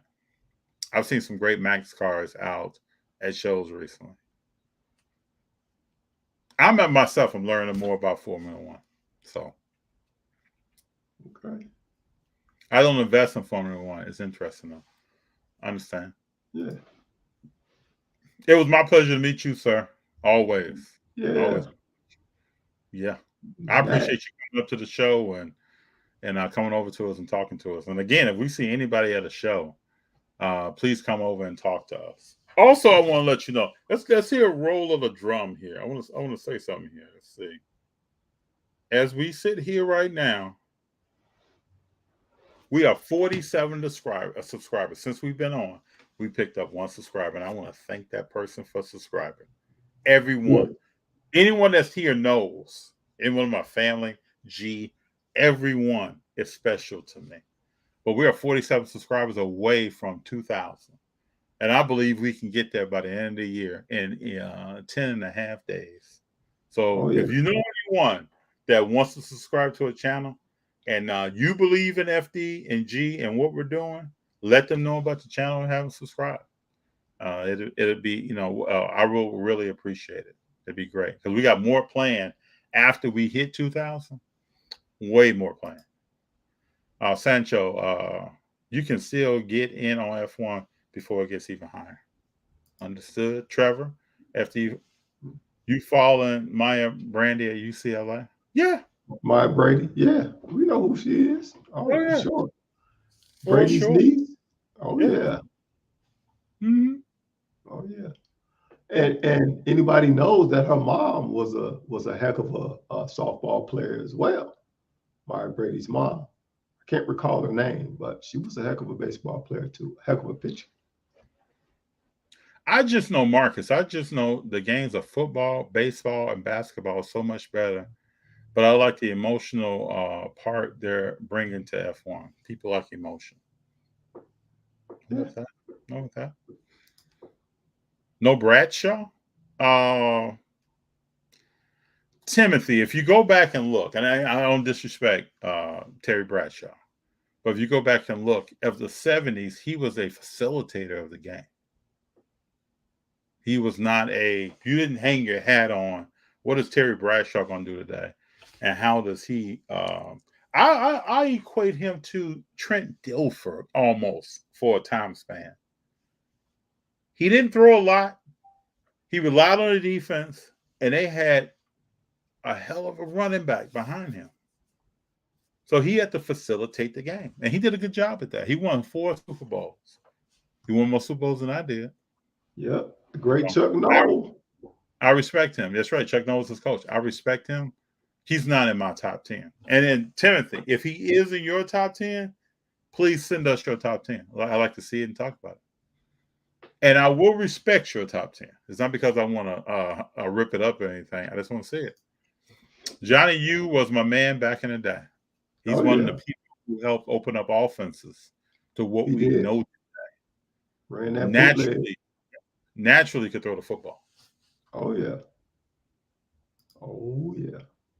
All right, Matt. Something I noticed at the Pachenka show. Some of the dealers make an effort to talk. I would look at their table. The other ones that didn't, I will keep moving on. Keen observation. Keen observation. I love all my dealers out there. I love all my dealers. Some people, I think, just naturally talk more than other people. I think that may be part of it. I've been to some shows and some dealers. I think that they had a philosophy where their cars speak for themselves. And if you want to talk about the car, then we'll talk about the car. But everybody's different. Everybody's different. Oh yeah. Yeah, I try not to walk around and think that when I just left over here and I had a lengthy conversation about something, that I'm going to walk over here and get the same. Everybody's a little bit different. But if you gravitate to those who like to have conversations and, spend more time at their table, and I think you'll still find great cars and things that you're interested in. Yeah, Especially in definitely this area. You'll see great Charger stuff and great Yankee stuff. I remember what you like now. I remember. agree. You're gonna find great Yankee stuff. So, but that is a true observation right there. All right, we got Jason back. We got about 16 more minutes, and then we're going to. I could be on here for hours. I think my Yeah. family knows that, but we're going to be on here for about 16 more minutes. FD, what are your thoughts on my YouTube comment regarding players doing commercials on sports cars? I think it is mess. I totally agree. We're going to get into this in this episode. I think in the future, you're going to see more player interaction around the hobby. You might have more player having a say in what their cars look like, memorabilia from their career being involved in cars. It may even be. We were on Dakota the other day talking about. It could be moments from the game. There's a QR code that you scan and you excuse me, that you scan and you can see a play that happened in that player's career. Yeah. It could be several of those things, but I think you will see players doing commercials for cars and being around the hobby more. You'll see players ripping cars and talking about their own cars and other cars. Oh yeah. Timothy, I still have Zeke as the best little guy point guard because that area is my childhood. But more curious as your top high school players out of Chicago, even if they made to make it to college. I mean, you got Juwan Howard, you got Nick Anderson. Excuse me, JP, help me out here. Um, Marcus Liberty. Marcus Liberty, Mark Aguirre. I'll even put him in the Chicago conversation. Okay. Let's go Ronnie Fields. You got so if those people don't know, Ronnie Fields played high school basketball with Kevin Garnett. Yes. He was a fabulous basketball player.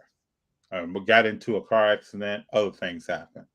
But when it came to playing basketball, you go to Chicago and you bring up the name Ronnie Fields, everybody knows what you're talking about. Timothy, I'm just going to tell you, I'm not a big, and we all have what we like. I know that you like Zeke. Yeah. Yeah. Just not, But doesn't the move.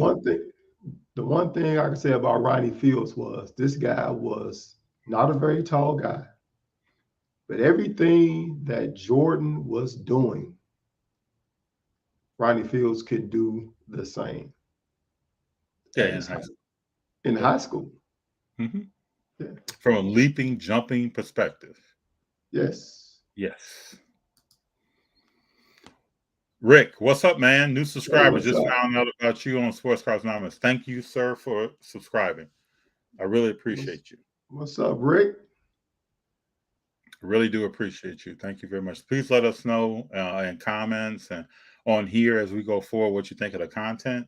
Also out there, if anybody has ideas that they want to share that they would like to see us do on the show, you can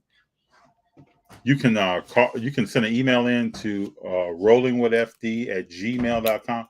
G just came in and hooked me up with some water. Saw me coughing there. I appreciate that. Yeah, you can send emails in. You can hit me up on a DM on Instagram. Let us know what you think, what you would like to see, and then we want to go out. We're adventurous. We want to go out and you know take this channel to another level and incorporate feedback from the community. Because as we go out, I say this over and over again. G and I are part of the community. JP is a part of the community. Nothing I do is bigger than anything that's within the community. I try to be an extension of it. I only tell people my viewpoint. My viewpoint is not the only viewpoint that's out there, but that's what I attempt to do. G does the same thing. I mean, we go out, we start talking. He loves Pokemon, so we start talking to people about Pokemon cards, and he's just giving his opinion. Yeah. Yeah. You're gonna That's find on all. this show that we are very humble people. Mm-hmm. We love what this community is about, helping to grow the channel.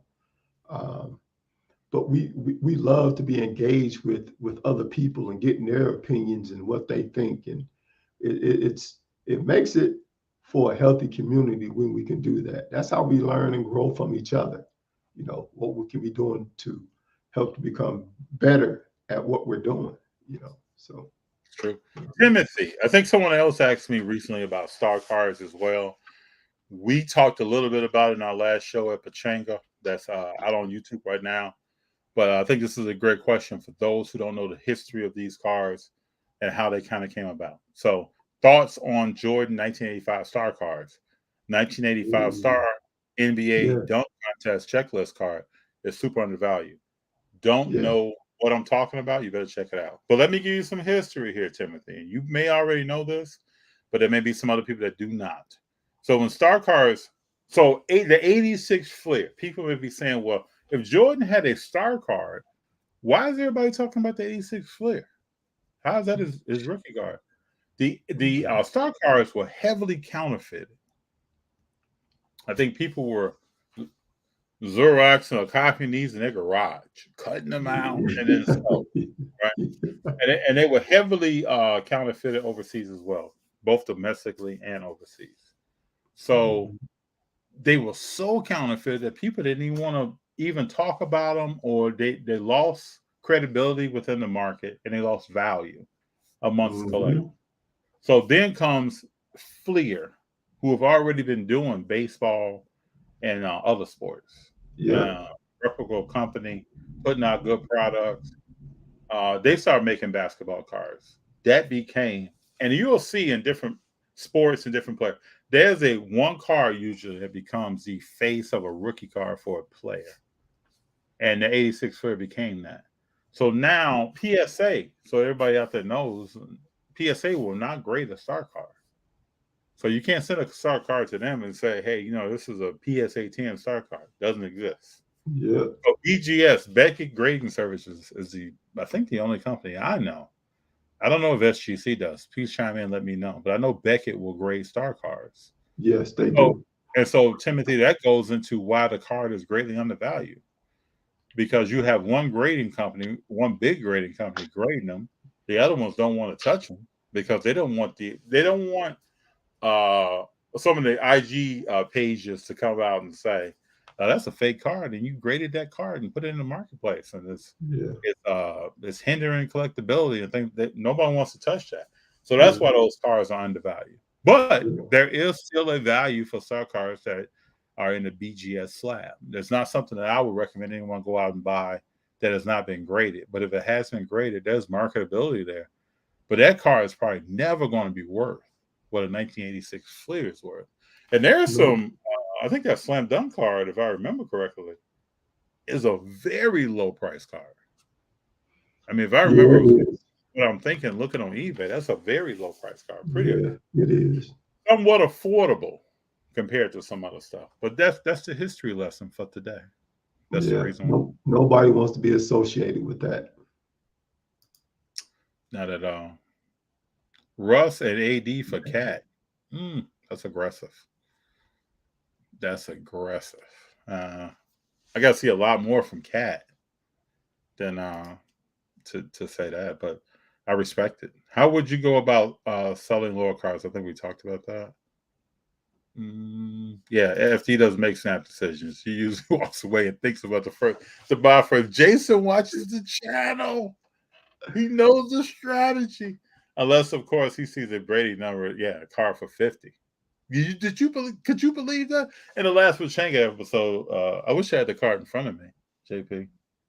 I got a Brady card numbered out, I think, $2.99 for $50.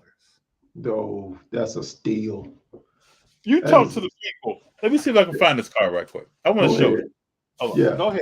yeah, yeah. That is anybody knows that I am a huge Brady fan.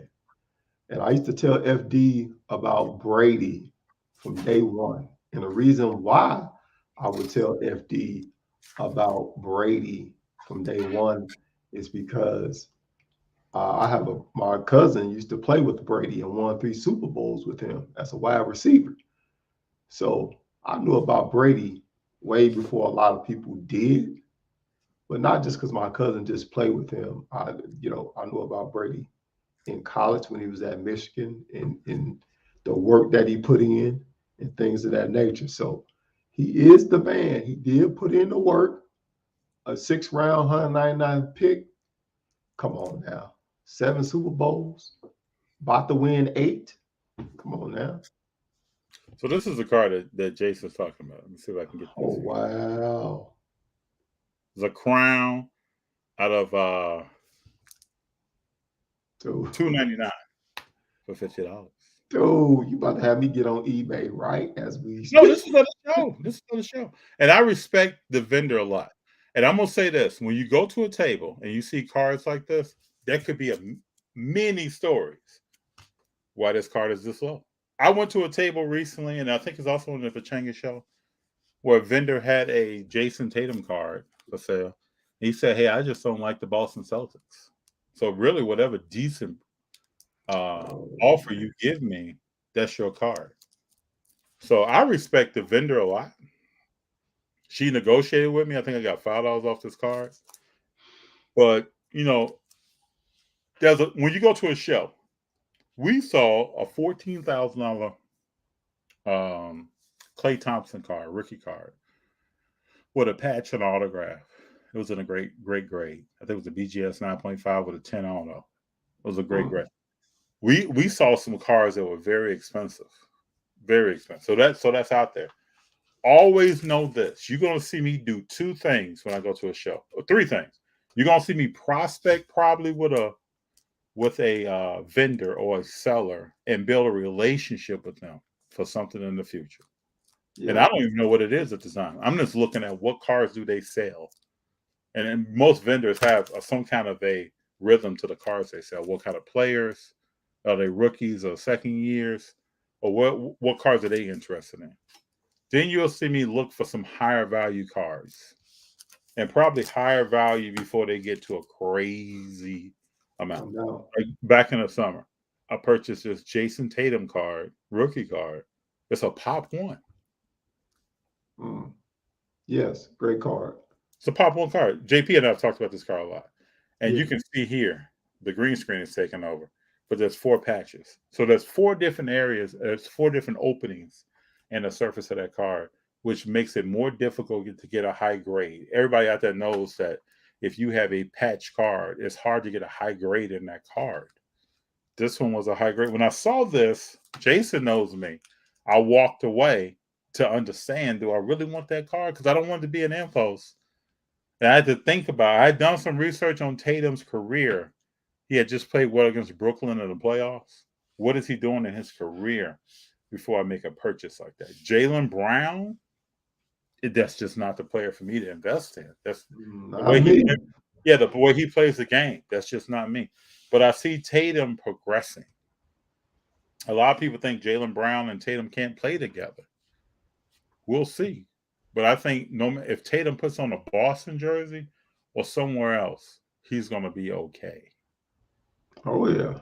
Which is not it. But Jason, you're spot on with kind of like my strategy. I feel everyone is looking for Curry more than LeBron as of today. Actually, Michael, think about why that is. Why is that? Because in the pandemic, when it first started, and investing started going, prices started going way up. People were not talking about Steph Curry. Nope. Not at all. They were not. Not at all. We all could have racked up back then. If you go in the time machine, you could have racked up. If you went back to 2003, you'd be buying all LeBron you probably get your hands on. Yeah. And you'd be leaving, unlike me, you'd be leaving that Carmelo Anthony on the side. So that's what happens. You got to link yourself to the correct rocket ship that's taking off. That's right. What about Matrix 2003? Oh, yeah. That's a good one. Tim, love you guys. Keep it real. Thanks. I appreciate you. I appreciate you, Tim. We're going to get a few more in here before we get out of here. LeBron would never be as big as Dominique Wilkins. Woo! Hold on. LeBron would never be as big a GOAT as Dominique Wilkins because he was a ring chaser. You know how I feel about Neek too, boy. Well, Dexlo, I like that. I like Yeah, that. I like that. yeah. To the moon. What's up, to the moon? What's going on, man? FD, I hope to see you at Nationals again next year. Yeah, we're planning to get there. Planning to try to get there. To the moon, I really appreciate you jumping in and watching. I really appreciate that. You don't know how much. You're a person in the hobby that I greatly respect. I really appreciate that. What's up, Matt? Matt rolling.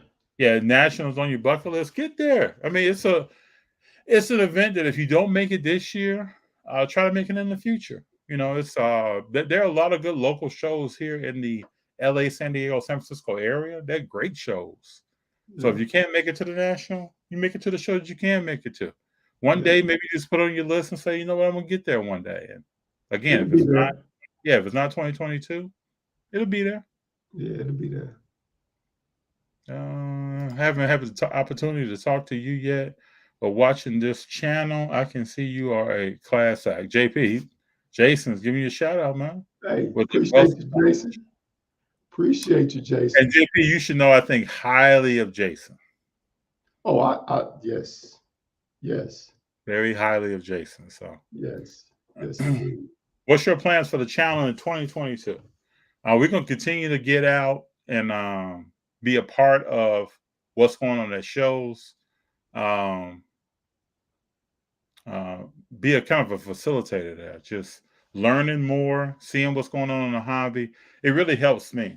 I've had jobs before where I made sure I was in the center of what was going on, either being at retail or someplace else. I want to know what's actually happening and not someplace else speculating on what's happening. So to me, that's a crucial part of what the channel is. We're going to keep things like this live going. JP and I are going to jump into some things where we start inviting people like to the moon. We're going to have you on this show. We're going to invite you on this show. I want to have some viewers on this show. Some people now who are throwing in comments. You're going to have times where you come on here and talk with us, and we want to see your face as you give us your thoughts and see what you think. Oh yeah, Yeah. oh yeah. Oh We yeah. talked about that a lot, bringing a lot of new guests on, and Oh yeah. you know, getting to see your thoughts and letting people know what's going on in your world and being a part of this community. Mm-hmm. Mm-hmm. On the rolling with FD, we're going to spend time with all parts of the hobby. There's not going to just be one view or one lens that's going to be represented. Just all parts of the hobby.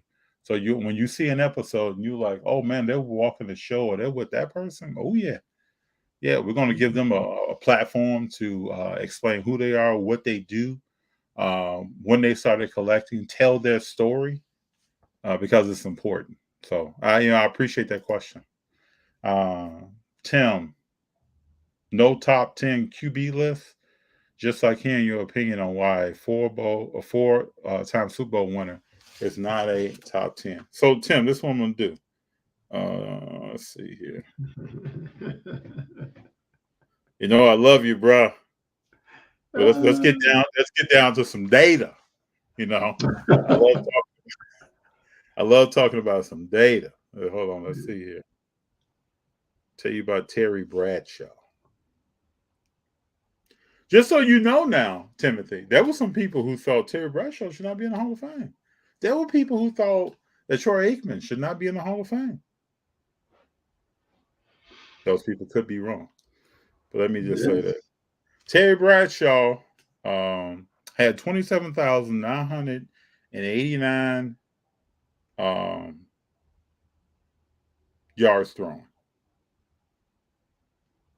Let's see how many touchdowns. He had 212 touchdowns. Yeah, I was gonna say at least 200 in I think 14-year career. So if you do the average on that, and I know we're talking about a different era. Yes, errors do make the difference. That's about 15 touchdowns a year. Yeah. So, I mean, he's a player again who managed the game. Okay, his first year he had 1,410 yards passing. He had 1, 2, 3, 4, 5, 6, 7 years over 2,000. He had 1, 2, 3 years over 3,000 yards passing. I mean, these are not numbers that jump off the page to you, you know. So I mean, Terry Bradshaw, he was sacked quite a few times throughout the year. One season he averaged 2 sacks per game. It's just not numbers that just jump off the page like this guy should be in the Hall of Fame. Now, when you say why a guy who won 4 Super Bowls, you go talk to Mean Joe Green and several other people that were on that defense of why they won 4 Super Bowls. Oh yeah. Now, Franco Harris was also running the football. Yes. So let's look at Franco Harris real quick because I like to look at a little bit of data. Data doesn't tell you the whole story, but it tells you something. So let's look up Franco Harris here. I'm just going to look at attempts because, like I was talking to Dakota the other day. Attempts tells me a lot. It could be from a quarterback or a running back perspective. From a running back, it tells me if a team is about to run their play into the ground. From a quarterback, it tells me if you're a facilitator of the game or not. And Franco Harris had 1, 2, 3, 4, 5, 6, 7, like 10 years over 200 rushing attempts. I think he had 2 years over 300. And at the time, they were running a lot less plays per game during that time. It was a lot more during that era. Yeah, a lot more controlling the clock. Yeah. So Franco Harris was still running the ball while Bradshaw was handing it off to him. So this is why he's not in my top 10 when it comes to it's like again, when you think of the Baltimore Ravens back in the day, are you talking about Trent Dilfer? Ooh. No, you talking about that. You talking about that 2000 defense. That's right. So now if that team would have stayed together, free agency wasn't the same as it was back in the day. And that Ravens team stayed together and Trent Dilfer won 2, 3, 4 Super Bowls. He's still Trent Dilfer. Yeah. Yeah. And I had a friend that played on that team that won a Super Bowl with Ray Lewis and the Baltimore Ravens. That defense was nasty. Mike, this is a great question. Can you enable Super Chat so we can contribute to the channel? So as a family, and we try to do things a different way. This came up in a conversation here amongst us. And we talked about Super Chat or different ways to contribute to the channel. And as far as a person that creates content, right? And I want everybody to hear this. I wanted to get further down the road and show people that I'm serious about what I'm doing and get over 2,000 subscribers before we even enter that. We didn't want anybody. That's everybody that's here. That's G, that's myself. That's everybody that's involved that we talk about things. None of us wanted for us to come out the gate and start asking people for funds to support the channel. And I appreciate this question because it has been talked about frequently.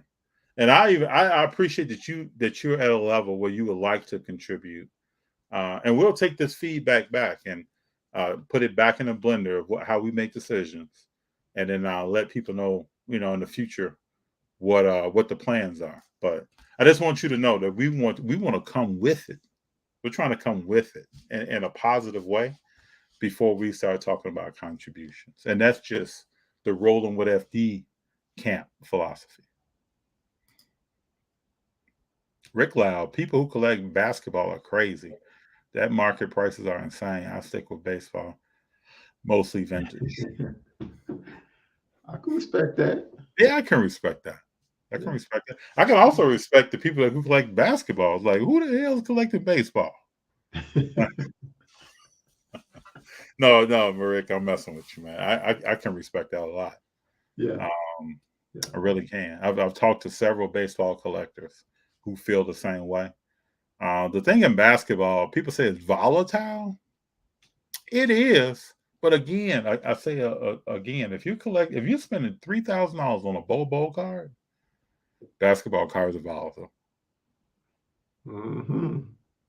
Very volatile. Very volatile. All right. I love your content. Already a favorite. Just like when I first found Dakota. Dakota's nice. I appreciate even being someone saying something about Dakota and me in the same statement. I respect him a lot. I respect what he does, how he thinks, the originality of his content, how he comes up with his own vibe and the way he's going to express something. I really respect that. Bradshaw is a super nice guy. He is a very nice guy. He's been through a lot in his life. Yes. And this is why this is the main reason why I respect Terry Bradshaw. He's been through a lot and he's overcome a lot and he's still winning. Yep. Outside of football, I'm talking about way outside of football. If you know his story, he's winning. Yeah. And I know when you met him, he was very nice to you because that's who he is. Yes. He's very nice. I'm only speaking about a football perspective. I'm not wrapping Terry Bradshaw up in just 4 Super Bowls. I respect the man thoroughly. Every time I watch, you could ask people here. Every time I watch Sunday football and Terry Bradshaw comes on with Strahan and Howie Long and Jimmy, I start talking about Terry Bradshaw and what he has overcome. Thanks for doing the research for me. No longer looking for Bradshaw rookie card. Oh man, oh you gotta buy what you like. But I'm telling you, I could get into. We know that we get on the phone with each other and we'll start doing research. Oh yeah, we'll start doing research. Man, I have come in here one day. JP knows this. I created a graph on someone. People don't. We haven't even gotten into that in the show.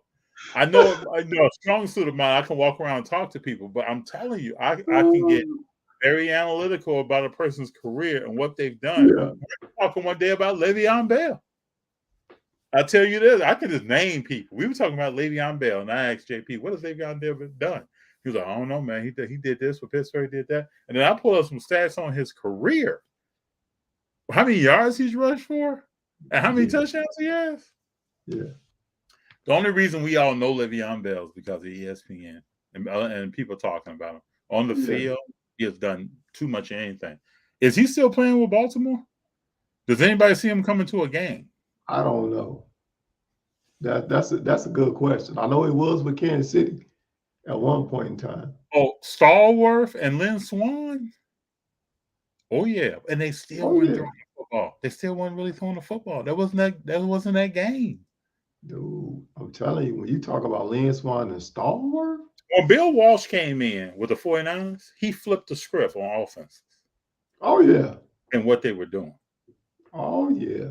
Changed the whole thing. So think about if you had Stallworth or Lynn Swann in the West Coast offense. Ooh.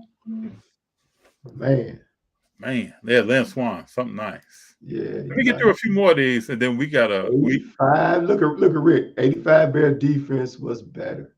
You talking to two guys? I believe the 85 Bears defense was the greatest of all time. Oh, now I'm gonna put them up against. I know they didn't go along as the Steelers. I realize that. But if you take the best year of the Steelers and you put it up against the 85 Bears, I'm still leaning towards the 85 Bears. And I don't care how many Hall of Famers they have on that team. Whenever you play in a playoff game and you limit a team, you know what they did to Grogan and the Patriots in that Super Bowl? Oh, look at net stats in that Super Bowl. Oh, my Lord. It's bananas. Bananas. I can't wait to see Super Chat, FD. We raw. Appreciate you, Marcus. I appreciate you. Who is your GOAT running back? I got to go by errors. I have to go by errors. My first thing I'm going to say is Walter Payton. Oh, of course. First thing I'm going to say is Walter Payton. Then if you look at errors, Jim Brown has to come up. And then if you look at when Walter Payton left, Barry Sanders is brought up, at least by me. And one person I never sleep on is Eric Dickerson. Eric Dickerson, So, ED. And I think if you pick any one of those 4 running backs, you're not losing. And you can compare them or put them up against any back. What back do we have today that's in that upper echelon of running back? Derrick Henry? I don't know if he's done it long enough. He's on the road. He's on the road to be talked about. Just don't know if he's done it long enough. Well, I wanna look at Adrian Peterson too and see what we are talking about. Would you say Adrian Peterson is better? I love this, JP. Would you say he's better than Jim Brown, Walter Payton, Barry Sanders, or Eric Dixon? Nope, No. nope. He's definitely top 8. Yeah. Yeah, he's the Yeah. next wave we're gonna start talking about. Oh Yeah. yeah. But people No. out here are sleeping on Adrian Peterson. His card values, please, if anyone chimes in this episode or next episode, is anybody collecting Adrian Peterson? What do you think of Shea? Oh, yeah, this is a great question. This is a great question. So I call Shea the big brother of John Morant. To me, they're very similar as players. I think Shea is a good player. I think he's a good player. I always bring up the same question. Does he consistently play defense? As an investment, I think he's a good investment. I don't know if his career will take the next step to make him a great investment. To make him an investment where you wish you never missed his rookie card when you look back in 20 years. I don't know if he's going to be that investment. But he's a good player. I still want to know why the Clippers gave up on him and traded him. Well, we got to look at FD. We got to look at the body of work of, individual players before we start putting them in that GOAT category. Yeah. I think, you always have to look at the body of work, what they have done over their length of career. How healthy were they over their length of their career? Did they play both ends of the court? It's a lot of factors that come into play when you're talking about this GOAT category or even status of putting them in that conversation to even have a seat at the table. So on that note, before we get up about it, let me just show, and I picked some cards. I reached in, pulled some cards out. So I know I was on, but with the code a little bit, I didn't have any cards. I want to, as we go, I want to make sure I have different cards in front of me. So there's a Willie Mays card here, right? Man took no time off on the field.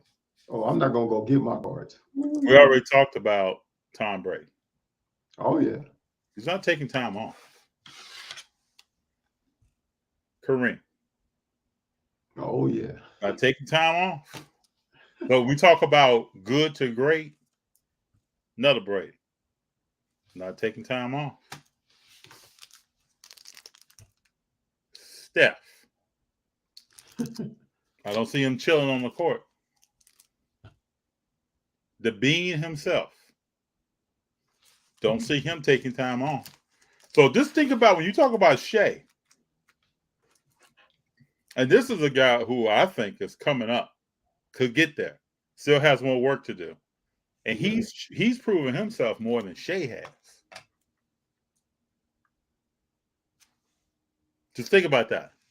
So when you think about what players I want to invest in, do they have these kind of characteristics? Are they people that you can say, man, when I watch them, they are grinding in their respective sport? Then we talk about LaMelo Ball. LaMelo Ball is not all around right now. No, he's not around. He's another offensive player. That's easy to do. When you come out of high school and you come out of college, let me say not easy. That's the first thing you go to is to score the basketball. That's how you're gonna get the newspapers. JP and I know this. We play sport. This is how you're gonna get the newspapers. This is how you're gonna get on ESPN. They're not gonna say, man, you see that defensive stop? Let's put him in our top 10. No. It's the guy who just scored 65, 70 in a game. Oh, it's gonna get you. Yeah. Yeah, it's gonna get you. That's good. That's gonna get you there. What's gonna keep you there is defense. Yeah, I'm telling you. Sayers was coming up next. Oh my God. Hey, look. I actually had a coach that played with Gail Sayers and Brian Piccolo.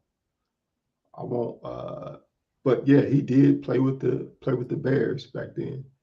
Oh, and Earl Campbell, can't sleep on that. His career yeah. just wasn't long enough, but I cannot disrespect Mr. Campbell.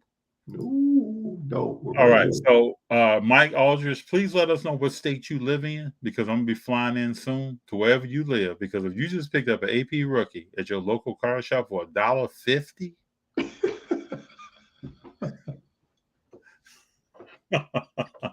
I'm flying in. Oh, wow. I'm leaving tonight.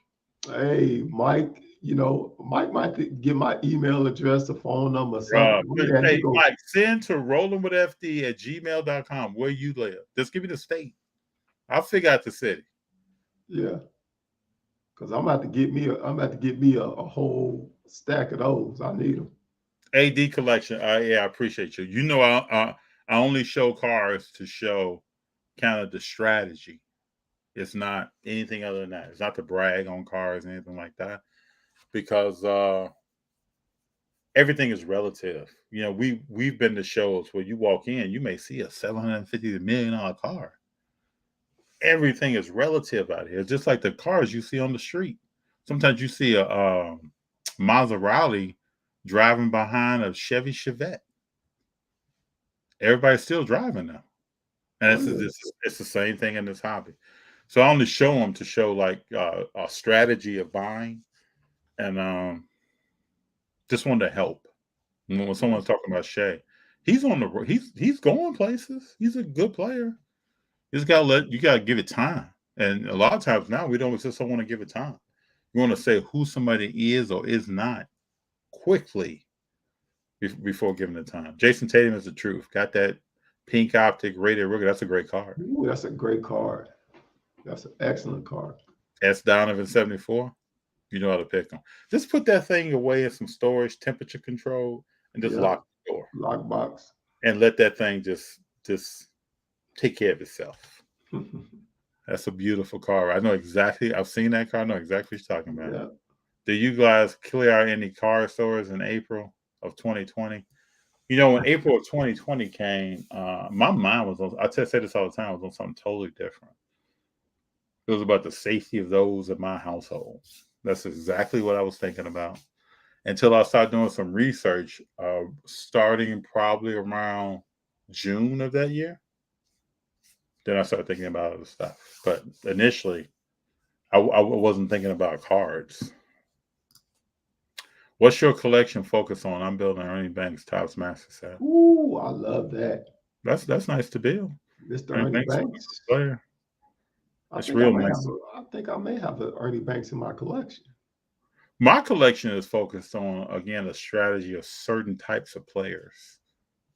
It's almost like FD's little Hall of Fame or something, you know? It's like Yeah, the players that I see certain things in. yeah. And I see consistency. I see a determination. I see a fire inside. I see them wanting to get better. To me, a But it, young player that wants to get better is already someone that should slide into your radar a little bit. Just yeah, watch a little bit more and see what else they do. That's kind of what I'm looking at. And then I also have a favorite. So I'm collecting cards of some people that resonate for me with from a childhood experience and things like that. A game I saw. I also have that. So it's not just about what's the dollar amount of the card. yeah. Not But always. it's what you like, Rick. It's whatever's in your collection, what you like, your own personal preference, and that's what we go off of. FD and I talk all the time about matchups and whether it's baseball, football, basketball, or even tennis. You gotta look at that. You gotta look at Serena Williams cards, her and her sister, Serena and Venus, Mm-hmm. in several cards, or even soccer. It's whatever your preference is, whatever you want to have in your personal collection, that's what you go with, you know. Very true. Yeah, I think we're almost. I'm gonna give 7 more minutes. We're gonna finish at 10:30 on the dot. If anybody has anything else they want to chime in on before we get out of here, I think I've exhausted my list. Do do do Yeah, I do got a do. little card in the mail today. I got an excellent little card in the mail today. Yeah. Yeah, bro. Yeah, you're doing it. Very modest young man. Yeah, you're doing it. Ah, FD cracks me up. I Yeah. love it. I love it. All right, let's get down. We got some new comments here. Let's see what's up. Okay. Love the live stream talk. Just listening for the last hour or so since I've been busy until about now. Yeah, you can throw us on in the background. You know, I don't have any problem with that. Something we're going to say is going to make you turn around. So it's all good. Wish I had a good question. LOL. One favorite for me growing up watching Ozzie Smith again. Oh man, Ozzie Smith was a great player. I have my friend Drew loves Ozzie Smith. Several other Cardinal players. He is a the great player. wizard. But he played in a time where strategy made his career. Yeah. It wasn't about him walking up and hitting a home run. I have Gretzky, who is very underrated. Ooh. As far as card values. Don't believe me? Go check it out.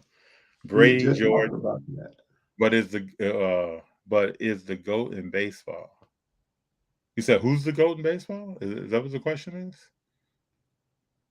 I'm leaning. There's a couple of players that come to mind. It's probably not anybody that's playing right now. Nope. I think Mike Trout is the most all-around player I've seen right now. Yeah, but I'm old school, so you know. Yeah. Darius Garland. Am I missing something?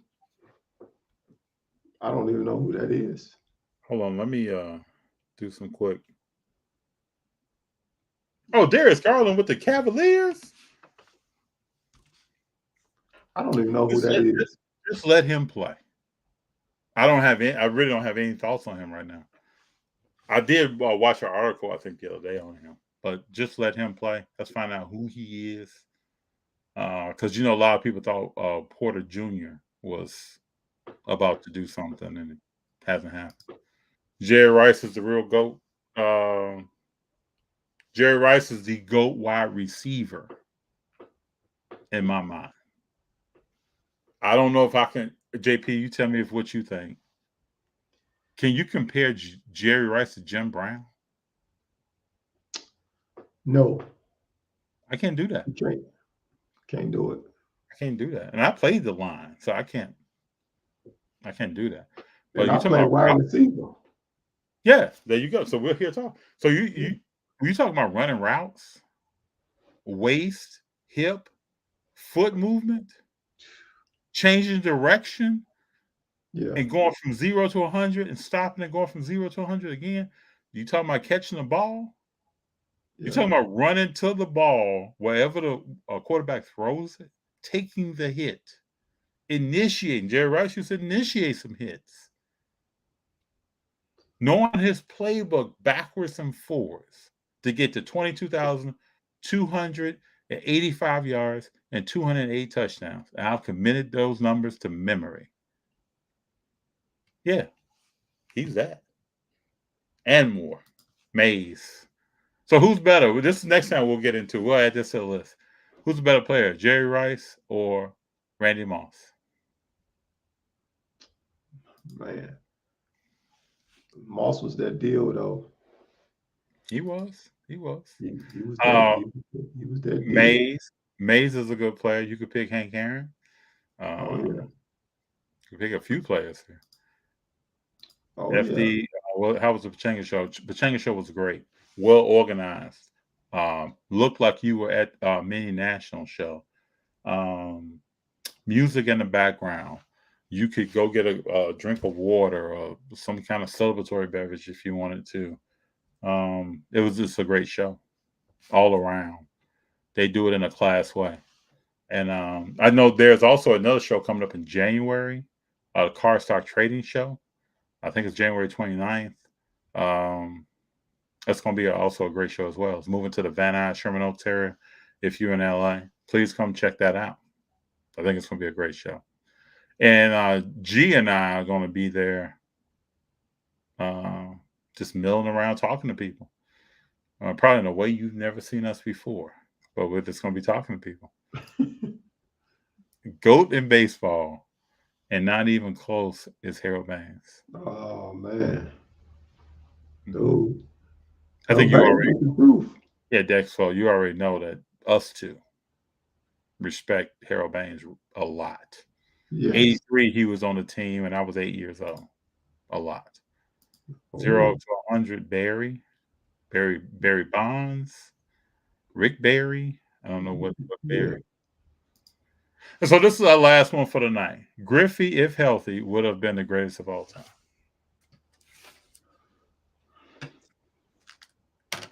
What do you think? Hey, that dude had one of the most prettiest swings in baseball. Defensively sound too. Yes, definitely defensively sound. Played with his father, just legendary. What more can you say about this? Never heard anything negative being said about Ken Griffey, man. Always was a stand-up dude, always did the right thing, did a lot of things in the community. What more can you say about him? But True. to me, in my mind, this dude is legendary. True. Legendary. I agree.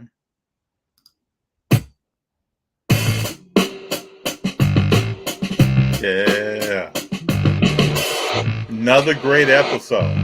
I appreciate everyone who has sent a message in, said anything, came on, chatted a little bit. We'll be back next Monday, 8 o'clock Pacific Standard Time, 8 o'clock p.m., 11 o'clock Eastern Time with JP and FD on What's the Play. And we got Rick saying Griffey was money. Love the Griffey's 1992 scorecard. That was a nice card. Yes, a nice card. Griffey's good, and so is AD.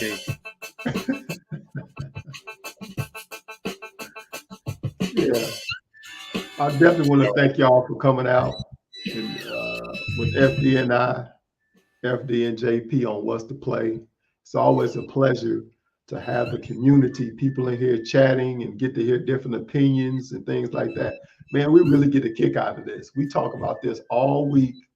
All week. Today, texting back and forth, calling, spending hours on the phone, talking with each other.